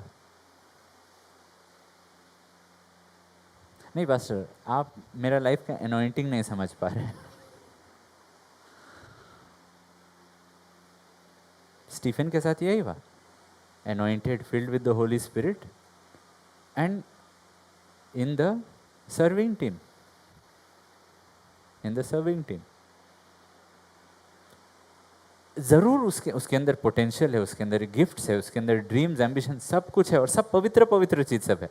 वो थोड़ी कुछ पाप करने मांगता है, उसके अंदर हर एक अभिलाषा भी अच्छा ही है, लेकिन परमेश्वर क्या कर रहे हैं? खतना, खतना, खतना।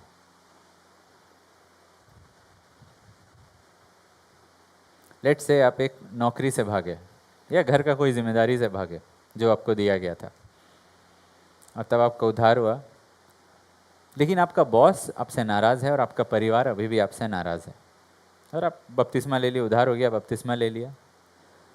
परमेश्वर क्या बोलेंगे? जाओ वो जिम्मेदारी को पूरा करो, वो नौकरी को पूरा करो।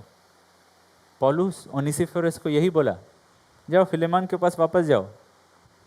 नहीं नहीं पास्टर, मैं आपका सेवा करूंगा यहाँ पे जेल में आप अकेले हैं, आपका कोई नहीं है, आप बूढ़े हो गए हैं, कौन आपका देखभाल करेगा? नहीं नहीं नहीं नहीं, तुम जाओ और फिलेमोन का सेवा करो, प्लीज़ प्लीज़ प्लीज़।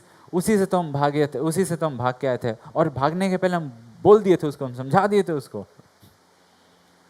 क्या समझ के रखा था हमको? लड़ के भागे थे हम 2-3 चीज बता के भागे थे, और अब पौलुस बोला जाओ वापस उसी के पास जाओ। और पौलुस ऑलरेडी कॉल करके बोल दिया है उसको, एक्सेप्ट कर लेना। वो हाँ हाँ कर लिया है। कैसे हो कैसे हो कैसे होगा, हम जा रहे हैं हम जा रहे हैं हम जा रहे हैं।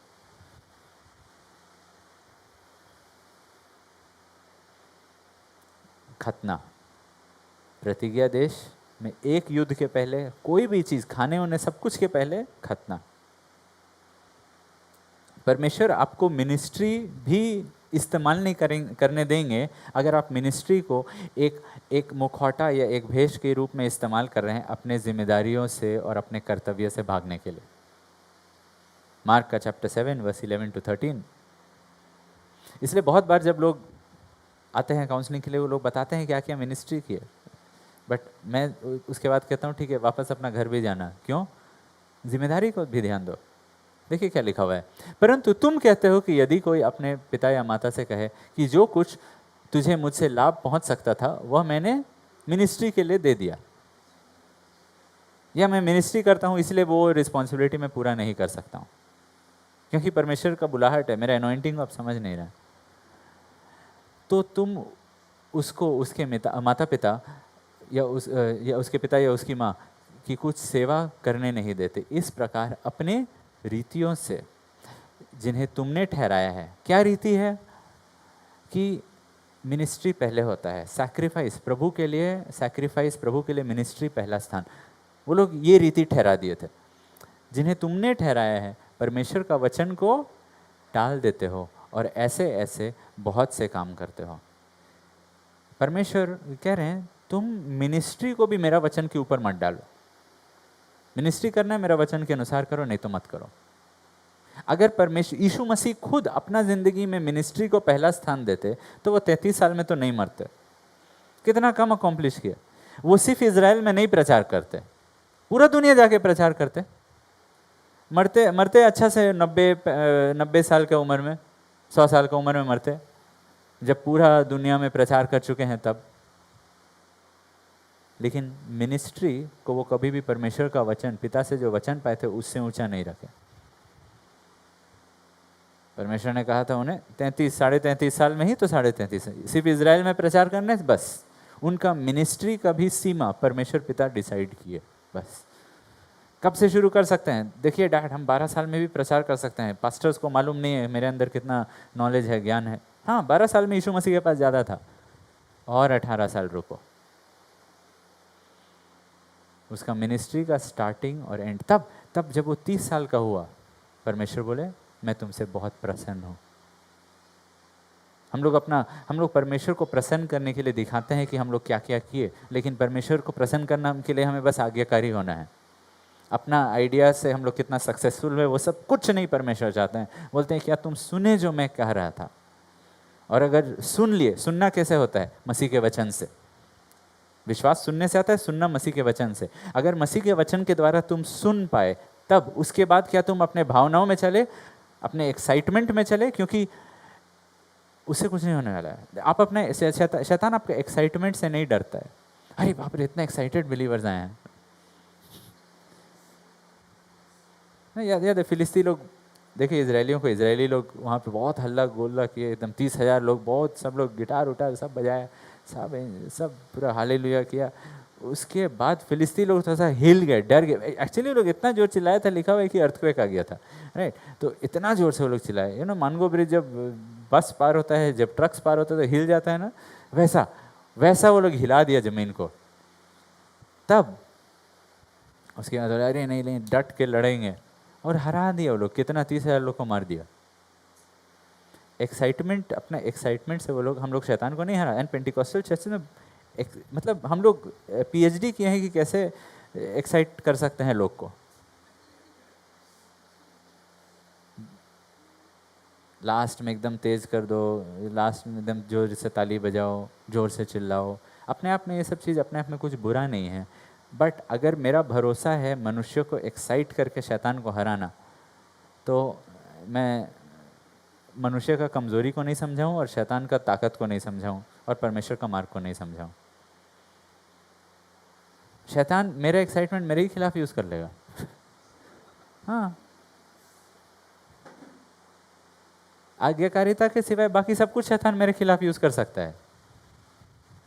लेकिन अगर मैं परमेश्वर के अधीन हो गया, तब शैतान भागेगा। तब लिखा हुआ है शैतान का सामना करो, तब वो भागेगा, तब वो दूर हटेगा।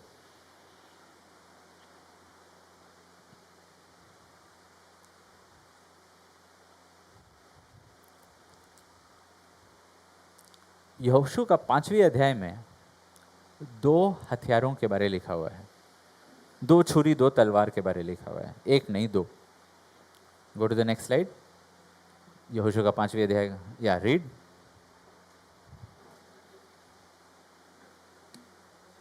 जब यहोशू यरीहो के पास था, तब उसने अपनी आंखें उठाई और क्या देखा कि हाथ में नंगी तलवार लिए हुए एक पुरुष सामने खड़ा हुआ है, और यहोशू ने उसके पास जाकर पूछा, क्या तू हमारी ओर का है, वह हमारे बैरियों की ओर का? उसने उत्तर दिया कि नहीं, मैं यहोवा की सेना का प्रधान होकर अभी आया हूँ। तब यहोशू ने पृथ्वी पर मुंह के बल गिरकर दंडवत किया। देखिए, ये दूसरा हथियार यहोशू का 5 में, एक छुरी भी है खतना का, और तब ये तलवार भी है। ये दो हथियार है यहोशू का 5वें अध्याय में। अगर आप और कनान में उनको किसका सामना करना है? ये सारे जादू टोना करने वाले लोग का। वो लोग अपने बच्चों को जादू टोना में बलिदान के रूप में चढ़ा देते थे। वो लोग अपने बच्चों का खून करते थे। वो लोग लोगों का टॉर्चर करते थे क्योंकि उनका जादू टोना का मतलब रिचुअल अब्यूज रहता था। उनका रिचुअल्स वैसा रहता था। वो सब लैंड में अभी भी जब लोग आर्कियोलॉजिस्ट लोग ढूंढते हैं ऐसे, तो वो लोग देखते हैं कि अरे बच्चों को भी सिखाए। जैसा आप देखते हैं हमास कैसे बच्चों को सिखाता है कैसे बंदूक चलाना और कैसे गला काटना, वो सब चीज़ सब, वैसे ही कनान में बच्चों को सिखाया जाता था कैसे टॉर्चर करना है और अंत में मार देना है। ऐसे अनैतिक, दुष्ट और साथ ही साथ जादू टोना करना है। मूसा को भी अभी जाना है और वहाँ पे मिस्र में जादूगरों का सामना करना पड़ेगा, जादू टोना करने वालों का सामना करना पड़ेगा। और वो बिना बीच में क्या आता है? खतना का घटना आता है वहाँ पे। यहोशू भी जाने वाला है, यरीको का सामना करने वाला है। वो अब प्रतिज्ञा देश, लेकिन एक्चुअली दुश्मन का देश में प्रवेश कर चुका है। देखिए क्या लिखा हुआ है। यहोवा की सेना के प्रधान ने यहोशू से कहा, अपनी जूते पांव से उतार डाल, क्योंकि जिस स्थान पे तू खड़ा है वो पवित्र है।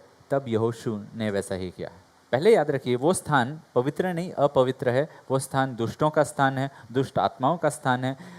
वो स्थान हत्या के वजह से, व्यभिचार के वजह से, मूर्ति पूजा के वजह से, अन्याय के वजह से, खून के वजह से वो स्थान बहुत अपवित्र हो गया है, पूरा कनान देश। ओके, लेकिन अगर वहां पे यीशु मसीह आ जाते हैं तो वो वाला स्थान पवित्र हो जाता है। तब वो वाला स्थान पवित्र हो जाता है, बट पूरा देश अब अपवित्र है। क्योंकि अब बाइबल में लगातार पढ़ेंगे जमीन के बारे में। उत्पत्ति से अगर पढ़ लीजिए, तुम्हारा भाई हाबिल का खून जमीन से पुकार रहा है। जमीन में जितना भी खून खराबा हुआ है उसकी वजह से जमीन अपवित्र हो गया है। जितना भी जादू टोना हुआ है उसके वजह से देश अपवित्र हो गया। जितना भी व्यभिचार हुआ है, यरूशलेम के बारे लिखा हुआ है यशाया में, तुमने व्यभिचार के वजह से और खून खराबा के वजह से तुमने यरूशलेम को अपवित्र कर दिया है।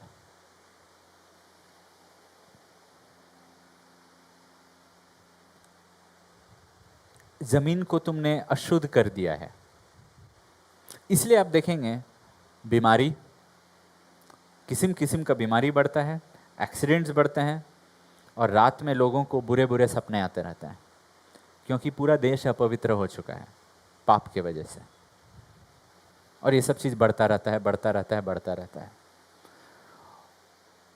और आपको अगर लग रहा है आप अपना जील से और एक्साइटमेंट से ये दुष्ट आत्माओं को हरा पाएंगे, तो ये बहुत बड़ा गलत फहमी है। कोई भी चर्च में उतना एक्साइटमेंट नहीं हुआ है जितना कि बीजेपी का रैलीज में होता है। जितना भी कोई भी पॉलिटिकल पार्टी का रैली में उन लोग जितना एक्साइटेड होते हैं, या कोई भी रॉक कॉन्सर्ट में भी जितना एक्साइटेड होते हैं, उतना एक्साइटमेंट कहीं नहीं होता है।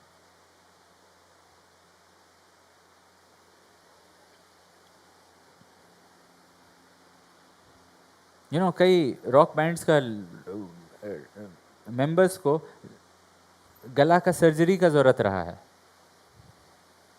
क्योंकि वो एक्साइटमेंट में अपना गला तोड़ दिए।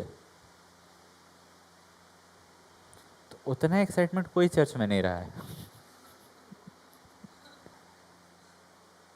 एक्साइटमेंट से आप शैतान को नहीं हरा सकते हैं, उनका एक्साइटमेंट ज़्यादा है। एंटरटेनमेंट से नहीं हरा सकते हैं, उधर एंटरटेनमेंट ज़्यादा है। ये व्यक्ति हरा सकता है। अगर यीशु मसीह साथ में है तो शैतान को हराया जा सकता है। कैसे, क्या होगा? अगर यीशु मसीह साथ में है तो वो स्थान पवित्र स्थान हो जाता है। चर्च में भी बहुत लोग लगातार बुरा सपना, लगातार एक्सीडेंट्स, ये वो क्यों? क्योंकि ये व्यक्ति आप नहीं कोशिश कर रहे हैं कि वो साथ में रहे। जिस दिन जमा के लिए हम लोग प्रेयर नहीं करते हैं रात को सोने के पहले, या अगर वो नहीं प्रेयर करती, उस दिन वो बुरा सपना देखती है। क्यों? क्योंकि जिस जगह में हम लोग हैं वो अशुद्ध है। और अगर हम लोग ये नहीं समझ रहे हैं कि हम लोग we are behind enemy lines. William Carey अपने वाइफ को, उनकी वाइफ का मेंटल हेल्थ इतना बिगड़ गया और फाइनली मर गई मिशन फील्ड में। उसके इतने बच्चे मरे मिशन फील्ड में, इतने मिशनरीज का बच्चे और पत्नियां मर गई मिशन फील्ड में। क्यों? Because you are behind enemy lines. क्योंकि तुम शैतान का स्थान में हो, और तुम शैतान का स्थान में घुस रहे हो और हमला कर रहे हो। अटैक्स होता है, अटैक्स होता है, क्योंकि ये युद्ध है। कितने मिशनरीज मिशन फील्ड में मरते हैं? क्योंकि ये सारा लैंड्स में विचक्राफ्ट, सॉर्सरी, जादू टोना, डिविनेशन, श्राप देना, ये सब कुछ भरा हुआ है। ये सब कुछ भरा हुआ है, और ज़ील से कुछ नहीं होने वाला है। यीशु ने कहा मेरे बिना तुम कुछ नहीं कर सकते हो। इसीलिए बाइबल में लिखा हुआ है हैव अ सोबर माइंड। जोश में जाके आगे मत चल जाना। तुम जोश में बहुत कुछ करने मांगते हो, सोबर माइंड के साथ वचन पढ़ो, देखो तुमको खतना का ज़रूरत है पहले। और अगर खतना में क्या होगा? वापस अपना जिम्मेदारी में जाओ, वापस ये करो, वापस वो करो। परमेश्वर बताते जाएंगे, बताते जाएंगे, बताते जाएंगे। और अगर वो नहीं कर रहे हो और जाके हमला करोगे तो तुम देख लोगे कि तुम्हारा एक्साइटमेंट से कुछ नहीं होने वाला है, और उल्टा बहुत हमला होगा।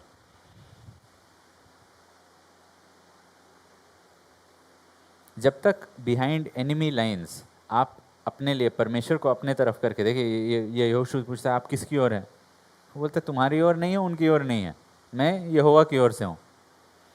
आप अपने आप को यहोवा की ओर कर लीजिए, तब वो जगह, वो स्थान पवित्र ज़मीन बन जाएगा। नहीं तो आपका बिजनेस वो बैटल ग्राउंड बन जाएगा, आपका मैरिज बैटल ग्राउंड, आपका मैरिज, आपके बच्चे, ये लोग सब युद्ध में शिकार बन जाएंगे।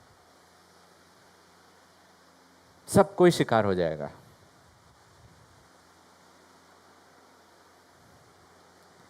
दूसरा सैमुएल का 12:10। Next slide. इसलिए अब तलवार तेरे घर से कभी दूर ना होगा, क्योंकि तूने मुझे तुझ जानकर यूराया की पत्नी को अपनी पत्नी कर लिया है। किसके बारे में लिखा जा रहा है? दाऊद। दाऊद पवित्र भूमि में था। उसका कॉलिंग, हर एक का कॉलिंग, यहोशू का भी कॉलिंग है, गो बिहाइंड एनिमी लाइन। शैतान का देश में जाओ और शैतान को हराओ। परमेश्वर यहोशू के साथ था, जहाँ भी वो था पवित्र ज़मीन था। लेकिन पाप के द्वारा आप वो पवित्र ज़मीन को खो देते हैं। आप अपना धार्मिकता को नहीं खोते हैं, लेकिन परमेश्वर के साथ वो रिश्ता को, वो पवित्र ज़मीन को जिसके द्वारा आपको जय मिलता है, वो खो देते हैं।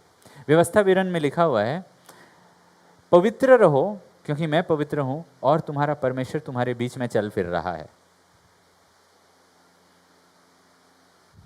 वो पवित्रता के वजह से परमेश्वर हम लोग के साथ चलते हैं।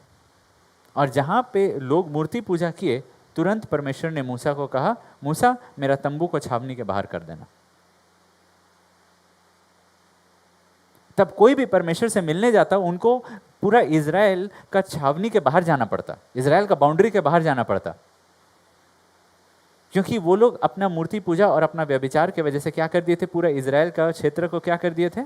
अशुद्ध कर दिए थे। दाऊद यहाँ पे बेतशेबा के साथ व्यभिचार करके जो पवित्र जमीन था जिसमें वो खड़ा हुआ था, वो रिश्ता जिसमें वो खड़ा, उसको वो अपवित्र कर दिया। क्या हुआ उसके बाद? अब तलवार तेरे घर से दूर नहीं होगा। तुम वो खतना का स्थिति से जब हट जाते हो तो तलवार तुम्हारे ऊपर काम करने लगता है। वो तलवार जो दुश्मनों के लिए था, दुश्मनों को खत्म कर देने के लिए था, वो तलवार तुम्हारे साथ था, दुश्मनों के ऊपर आ रहा था। दाऊद जीतते जा रहा था, जीतते जा रहा था, जीतते जा रहा था, इस मोमेंट तक। इस मोमेंट के बाद वो एक युद्ध नहीं जीतता है अपना लाइफ में। क्यों? अभी तक वो पवित्र जमीन में था, अभी तक ठीक है बहुत पत्नियां रखा था, लेकिन एक भी बार वो व्यभिचार नहीं किया था। लेकिन व्यभिचार करके वो क्या किया? वो पवित्र जमीन को अपवित्र कर दिया। शैतान क्या करता है मसीहों के द्वारा, मसीहों के बीच में क्या करता है? पहले वो लोग कोई ना कोई कॉन्फ्रेंस में जाके उद्धार पालेंगे, तब बैप्टिज्म ले लेंगे, उसके बाद चर्च ग्राउंड डेटिंग ग्राउंड बन जाता है। पवित्र भूमि अशुद्ध भूमि बन जाता है। उसके बाद वो लोग लाइफ में जय पाना खत्म। उसके बाद हम लोग जा रहे हैं, सामर्थ्य क्यों नहीं है, आत्माओं को क्यों नहीं बचा पा रहे हैं, सामर्थ्य क्यों नहीं है, क्यों नहीं काम क्यों नहीं हो रहा है, बंधनों को तोड़ क्यों नहीं पा रहे हैं? क्योंकि तुम पवित्र भूमि को अपवित्र भूमि बना दिया, अशुद्ध भूमि बना दिया। और अब जब जैसे तुम अशुद्ध भूमि बना देते हो, तलवार आ जाता है।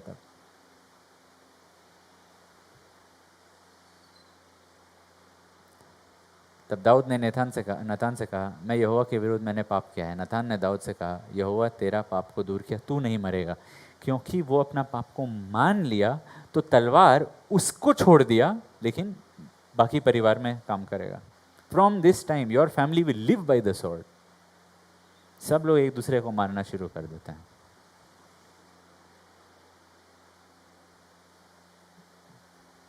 These are all people who entered the promised land. अपना लाइफ में promises of God को एंटर कर लिए थे, अपना कॉलिंग को एंटर कर लिए थे, उसके बाद पाप किया। एंड ये सब कब होता है? If you can go to 2 Samuel chapter 24 verse 1. I didn't give that verse. I think it is chapter 24 verse 1. Maybe I'm right wrong.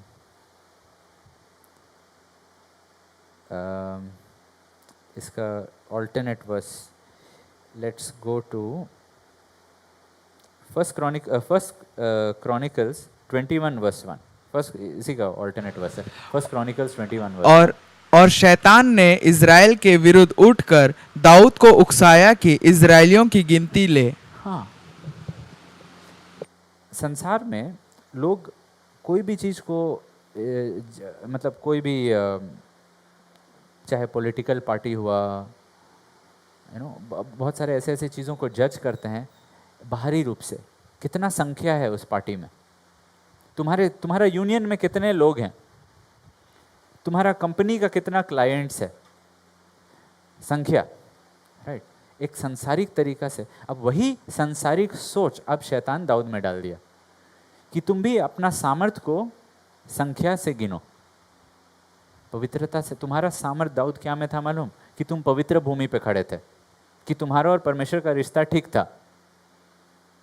क्योंकि याद है दाऊद, तुम जब गुफा में थे और इज़राइल का सेना तुम्हारे खिलाफ था, सॉल पूरा सेना को लेकर तुम्हारे खिलाफ आया था, तुम जय पा रहे थे। क्यों? क्योंकि तुम पवित्र भूमि में थे। वो गुफा था लेकिन पवित्र भूमि था, क्योंकि तुम परमेश्वर के साथ चल रहे थे और सॉल तुमको मार नहीं पाया। लेकिन अब इतने साल बीत गए, अब शैतान तुम्हारे मन में डाल दिया, तुमको तुम्हारा सामर्थ्य कहाँ से मिलता है? संख्या से, संख्या से। क्रिश्चियंस भी चर्चेस को कैसे जांचते हैं? संख्या से, ऑनलाइन सब्सक्राइबर से, ये सारे चीज़ों से। देखिए, शैतान यहाँ पे हमला करता है। एंड यहाँ पे अगर हम लोग हमारा मन अगर संसारिक हो गया, तब हम लोग पवित्र भूमि में नहीं खड़े हैं। इट्स नॉट किसी व्यभिचार की वजह से भूमि अपवित्र हो जाता है। मन अगर संसारिक हो गया तो भूमि अपवित्र हो गया, क्योंकि वो संसारिक मन के साथ ये गिनने लगा, अपना सेना को गिनने लगा। तब परमेश्वर बोले, तब क्या हुआ था? उसके बाद तलवार फिर से आया, तलवार फिर से आया।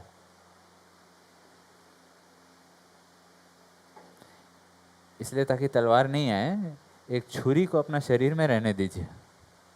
खतना कर छुरी को शरीर में रहने दीजिए कि लॉर्ड मेरा खतना करते रहिए लॉर्ड। क्योंकि यीशु ने कहा शैतान मेरे पास भी आया था दाऊद, लेकिन मेरे अंदर वो कोई चीज़ को एक्साइट नहीं कर पाया। लेकिन शैतान दाऊद के पास गया, इसलिए कभी भी नहीं बोला टेस्ट को हम बहुत पहले पार कर लिए, किए होगे, शायद फिर फेल हो जाओगे।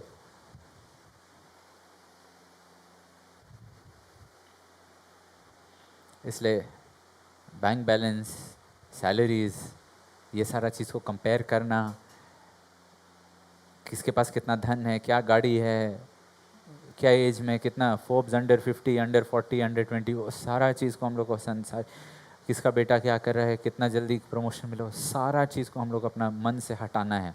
क्योंकि आप जाएंगे ऑफिस में, सब यही बातचीत करते रहते हैं, कौन क्या करने वाला है, किसका क्या रैंक आया है। पेरेंट्स भी, तुम्हारा बेटा का रैंक क्या, कौन सा कॉलेज में एडमिशन हुआ, कहाँ सीट मिला, कितना दिए, और ये सारा चीज़ धीरे धीरे कर, अरे उसका शादी हो जा रहा है, अरे उसका बेबी हो जा रहा है, वो लोग सेटल हो गया है, सारा चीज़ घुसने लगता है। और आप परमेश्वर का नज़रिए से नहीं सोच रहे हैं, अन्य जातियों के नज़र से सोच रहे हैं। और तब शैतान वही चाहता है। शैतान जानता है कि जब तक आपका मन आत्मिक रहेगा और आप पवित्र भूमि पर खड़े हैं, तलवार उसके खिलाफ है। लेकिन पूरा बाजा पलट जाएगा अगर आप संसारिक हो गए तो, मन में।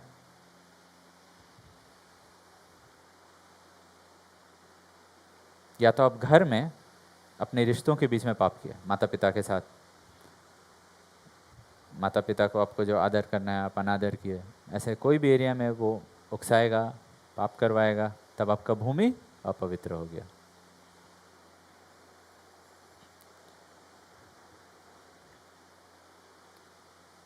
थैंक गॉड दाऊद करेक्शन लिया। जूडस जैसा करेक्शन, जूडस तो करेक्शन इनकार कर दिया था, लेकिन दाऊद करेक्शन लिया। और परमेश्वर ने दाऊद को कहा कि तलवार, तुम मतलब तुम नहीं मरोगे, तुम बच गए, तुम नहीं मरोगे, नहीं तो वो भी मरने वाला था। Remember all these believers are in the promised land. नया नियम यही चीज़, ये खतना का बात को बताता है। नया नियम एक दूसरा तस्वीर लाता है, नया नियम छुरी का, और वो है, go to the next slide. जो डाली मुझ में है नहीं फलती, उसे वह काट डालता है, और जो फलती है उसे वो छांटता है। काटने के लिए और छांटने के लिए अलग अलग औजार यूज़ किया जाता है। जैसे यहोशू 5 में दो अलग अलग मतलब एक छुरी है और एक तलवार है, वैसे ही एक गार्डनर, एक माली जो है, वो काटने के लिए एक अलग यंत्र को इस्तेमाल करता है, एक अलग औजार को इस्तेमाल करता है, और छांटने के लिए एक थोड़ा सा और छोटा चीज़ को इस्तेमाल करता है। वो वही बड़ा सा तलवार जिसे वो बस काट डाल रहा था, उसको नहीं यूज़ करता है वो छांटने के लिए, क्योंकि कुछ पत्तियों को छांट रहा है, कहीं पे अगर कुछ कीड़ा लग गया है, कहीं पे कुछ वो हरियाली के बीच में कुछ चीज़ पीला हो गया है, कुछ सड़ गया है, कहीं कुछ बीमार हो गया है, उसको वो छांट रहा है। क्यों? क्योंकि वो जो माली है वो देख सकता है ये फलवंत डाली है और इसमें वो पोटेंशियल है, इसमें वो काबिलियत है और फल लाने का। लेकिन यीशु मसीह वो भी माली हैं जो देखते हैं नहीं तुम तो बस पत्ती लाए हो, और पत्ती बहुत आवाज़ करता है, राइट? हवा आएगा तो बहुत रसलिंग साउंड आता है, आवाज़ बहुत है, लेकिन वहाँ फल नहीं है। तो परमेश्वर बोलते हैं यहाँ पे मैं छांटूंगा नहीं, यहाँ पे मैं काट डालूंगा।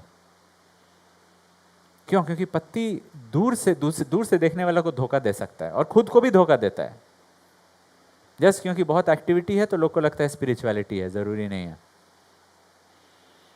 परमेश्वर पास गए और अंदर में देखे कितना फल है। फल आवाज़ नहीं करता है, फल आवाज़ नहीं करता है। एंड कई बार हम लोग ऐसा लाइफस्टाइल चाहते हैं जो बहुत लाउड है, बहुत आवाज़ करता है।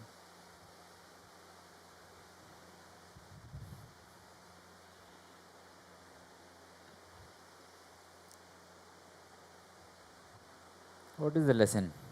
सर्जरी बिफोर इन्वेजन, इसके पहले कि हम लोग दुश्मन पे हमला करें, surgery. You see, and coming back to Moses, आप खासकर जो पुरुष हैं,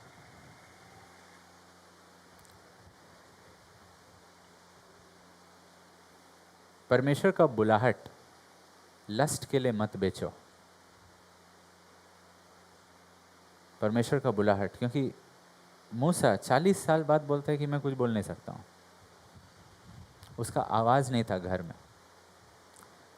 याद है नीति वचन का 7वें अध्याय, नीति वचन नहीं, सॉरी, जाने का ज़रूरत नहीं है, हाँ नीति वचन का 7वें अध्याय। मैंने अपने खिड़की से, हाँ वो पूरा चैप्टर में वो क्या बोलता है वो लड़का, कुछ नहीं बोलता है।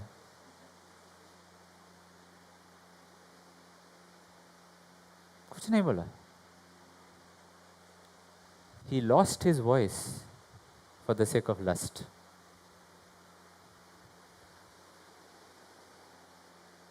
एंड लाइफ भर अब उसको अपना लस्ट सेटिस्फाई करने के लिए अपना आवाज खोना पड़ेगा।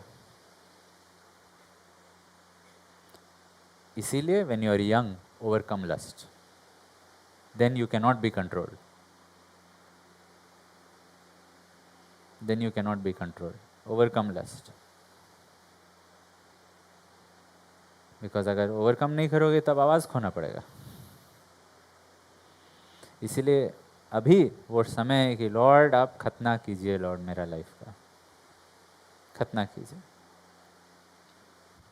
डेविड ब्रेनार्ड प्रभु का सेवा करने मांगता था, जवान प्रभु का सेवा करने मांगता था। उसका सबसे बड़ा बिसेटिंग सिन वो कहता है कि पढ़ाई, एकेडमिक एक्सीलेंस, पढ़ाई लिखाई में उसको आगे बढ़ने का मन, वो भी थियोलॉजी में, ठीक है, इट्स नॉट कि संसारिक पढ़ाई लिखाई में, उसमें भी अच्छा था, थियोलॉजी में भी बहुत अच्छा था। तब उसके साथ ऐसा हुआ कि और वो येल यूनिवर्सिटी में था। तब उसके साथ ऐसा हुआ कि उसका जो एक प्रोफेसर थे, तो वो लोग अपने फ्रेंड्स में बात कर रहे थे, एंड एक फ्रेंड उससे पूछा कि तुम जो अभी जो प्रोफेसर है उसके बारे में क्या सोचते हो। ना ये प्रूव नहीं है कि वो ऐसा बोला, लेकिन लोग बोले कि वो ऐसा बोला कि वो प्रोफेसर, उसका वो निर्जीव कुर्सी के पास उससे ज़्यादा अनुग्रह है, उसका कुर्सी के पास उससे ज़्यादा अनुग्रह है, ऐसा ना। वो प्रोफेसर खोद खोद करके बाकी स्टूडेंट से उगलवाया कि कौन ऐसा बोला मेरे बारे। एंड ये जो स्टूडेंट का बेस्ट स्टूडेंट था यूनिवर्सिटी का, इतना जील रखता था प्रभु के लिए, इतना सेवा करने मांगता था, एंड उसको वो लोग निकाल दिया। 1 महीना बाकी था ग्रेजुएशन के पहले और उसको निकाल दिया। वो पास्टर बनने वाला था, 1 महीना बाकी था, उसको निकाल दिया। एंड कई लोग बोले ये अन्याय था। वो अपना लॉकर रूम में शायद बोला, शायद नहीं बोला, कौन क्या बोला, उसको आप बाकी लोग को एकदम धमकी दे के आप बुलवाए। क्या गारंटी है कि वो बोला नहीं, लेकिन उसको निकलवा दिया। उसका सपना था वो पास्टर बनना है, लेकिन इस इल्ज़ाम के वजह से उसको तुरंत रस्टिकेट कर दिया गया। एक शहर के लोकल पास्टर, एक गांव के लोकल पास्टर बोले तुम मेरे साथ आओ, हम तुमको प्रैक्टिकली सिखाएंगे, तुमको पास्टर बनना है ना, हम तुमको प्रैक्टिकली सिखाएंगे कैसा सेवा करना है। और तो वो उस बड़ा यूनिवर्सिटी को छोड़ा, पूरा बहुत निंदा हुआ। देखिए, नॉर्मल कॉलेज से जब आपको निकाला जाता है, सोचिए कितना समाज में सहन। बाइबल कॉलेज से निकाला गया। कौन सा कॉलेज से तुमको निकाला गया? बाइबल कॉलेज से तुमको रस्टिकेट। कितना बड़ा पापी हो तुम। तो और कोई सुनने नहीं मांगता है क्यों निकाला गया, क्या सच था क्या झूठ था। बाइबल कॉलेज से तुरंत एक्सपल्शन। तब वो गया, उसको एक लोकल, कोई नहीं ले रहा था उसको, कोई दूसरा कॉलेज उसको नहीं ले रहा था, और कोई तो उसको पास्टर बनाने वाला है नहीं। एक लोकल पास्टर बोले तुम आओ ना मेरे साथ, और उसका चर्च में उसको सेवा करना सिखाया, उसके साथ वो रहा, सेवा करना सीखा, उसके अंदर बोझ आने लगा। और उसके अंदर ये जो ज़ील था, ज़ील तो हमेशा था, लेकिन कि मनुष्यों को प्लीज़ करना है, पास्टोरल डिग्री पाना है, जाके सेवा करना है, अब पूरा डिप्रेशन में चला गया था। लेकिन ये पास्टर उसको इनकरेज करते गए। और तब वो डिसाइड किया वो वहाँ जाएगा सेवा करने के लिए जहाँ कोई नहीं जा रहा है। अमेरिका के आदिवासियों के बीच में वो चला गया। वो उनका भाषा नहीं जानता है, कोशिश किया धीरे धीरे करके सीखने का।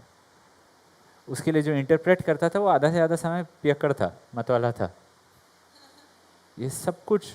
लेकिन उसके बाद उसके बारे में पहले ही बताया कि कितना उसके बाद वो तब पूरी तरह से बस अपना डिग्री, अब उतना तुम डिग्री, इतना तुम पढ़ाई लिखाई की, और फाइनली किसी जो लोग तुम्हारा भाषा नहीं जानते उनके पास परमेश्वर तुमको भेज दिया।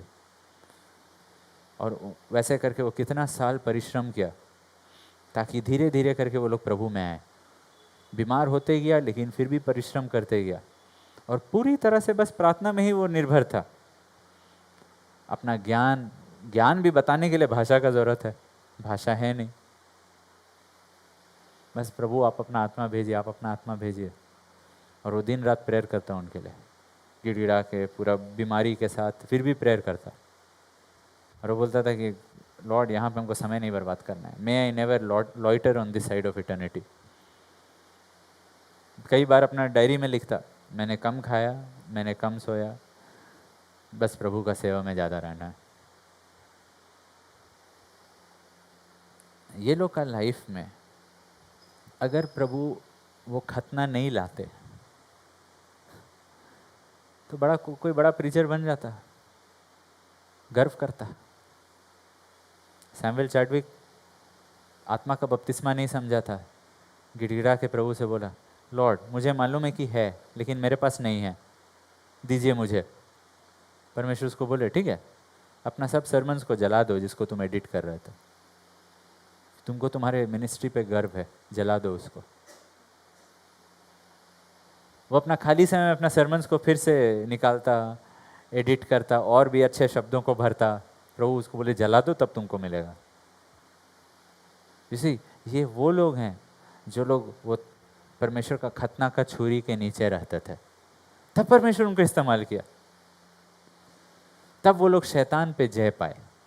डैनियल नैश रिवाइवल लाया चर्च में, तो वही चर्च उसको बाहर फेंक दिया, कमिटी मिला एक साथ और बाहर फेंक दिया। सोचो, वो लोग तुम उद्धार का कारण हुए और वही लोग तुमको बाहर फेंक दिया, और साथ ही साथ उसको आँख का बीमारी होने लगा। 2 साल तक घर के बाहर जा नहीं पाया, काला काला पट्टी उसको लगाना, बांध के रखना पड़ता था, थोड़ा सा धूप आता तो हेडेक होता, पानी नहीं निकलने लगता। और उस लॉर्ड बाइबल नहीं पढ़ सकता था।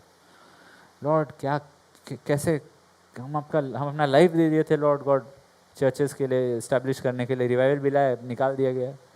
तो उस समय परमेश्वर उसको बोले, तुम चार्ल्स फिनी को ज्वाइन करो। और वो चार्ल्स फिनी के लिए एक इंटरसेसर के रूप में रहा जितना भी साल तक वो जिंदा था। और जब वो मर गया, चार्ल्स फिनी अपना आइटिनरेंट मिनिस्ट्री को छोड़ दिया और बोला अब वो पावर नहीं रहा। क्यों? क्योंकि उससे वो पावर आ रहा था। ये लोग अपना ज़िंदगी में परमेश्वर का तलवार को आने दिए, भागे नहीं उससे, भलवा नहीं किए। तो हम लोग का भी लाइफ में कोई निराशा, बहुत सारा चीज़, सब टूटने दीजिए वो सब सपना को। ये लोग का भी कितना अच्छा अच्छा सपना था। ये लोग थोड़ी कोई हम पाप करने मांगते थे, नहीं, वो लोग का अच्छा अच्छा सपना था। सब जाने दीजिए। मन सांसारिक रहेगा, हम लोग तब पवित्र ज़मीन में नहीं हैं। हम लोग वहाँ छुरी को रहने देंगे, अपने अच्छे विचारों पे भी लॉर्ड आप खतना कीजिए, तब आप पवित्र ज़मीन में हैं और आप जय पाएंगे। तब अगर आप अंधे भी हैं, परमेश्वर आपको इस्तेमाल करेंगे। आँख में बहुत बीमारी भी है, फिर भी आप बहुत इस्तेमाल किए जाएंगे। कॉलेज, बाइबल कॉलेज रस्टिकेट कर दिया, पूरा देश में निंदा है। मेरे वो लड़का के बारे सुने, उसको बाइबल कॉलेज रस्टिकेट कर दिया। पता नहीं बाइबल कॉलेज में भी जाके सुधरा नहीं, कितना बड़ा पाप किया होगा। एंड ये लोग गए उससे एंड जय पाए, एंड इसीलिए परमेश्वर लोग को इस्तेमाल किया। विलियम कैरी उसका जर्नल पढ़ के रोता था। विलियम बूथ बोले कि ये सबको दे दो इसका जर्नल, जो भी मिनिस्ट्री करने मांगता है उस जवान व्यक्ति का दो जर्नल सबको। ये लोग वो छुरी को रहने दिए अपना शरीर में, आप भी रहने दीजिए, वो छुरी को रहने दीजिए अपना शरीर में, और तब परमेश्वर का तलवार कभी आप पे नहीं आएगा, शैतान के ऊपर जाएगा, सब जगह जय मिलेगा, लेकिन छुरी आपके शरीर के अंदर रहेगा। वही चीज़ यीशु ने कहा, तुम अपना क्रूस उठा के मेरे साथ चलना, क्रूस छोड़ के मेरे साथ मत चलो, तुम्हारा मन संसारिक हो जाएगा। सिर्फ यीशु यीशु नहीं, यीशु मसीह का क्रूस का बैरी नहीं बनना है, यीशु के पीछे चलना है, क्रूस को लेके चलना है। Let's pray. पिता परमेश्वर, हम लोग आपके चरणों में आते हैं और प्रार्थना करते हैं लॉर्ड गॉड। लॉर्ड, कई बार हम कतराते हैं लॉर्ड गॉड उस छुरी से जो शरीर में आता है, लेकिन लॉर्ड जब तक वो खतना नहीं होगा तब तक जिस ज़मीन पे हम खड़े हैं वो पवित्र ज़मीन नहीं होता है।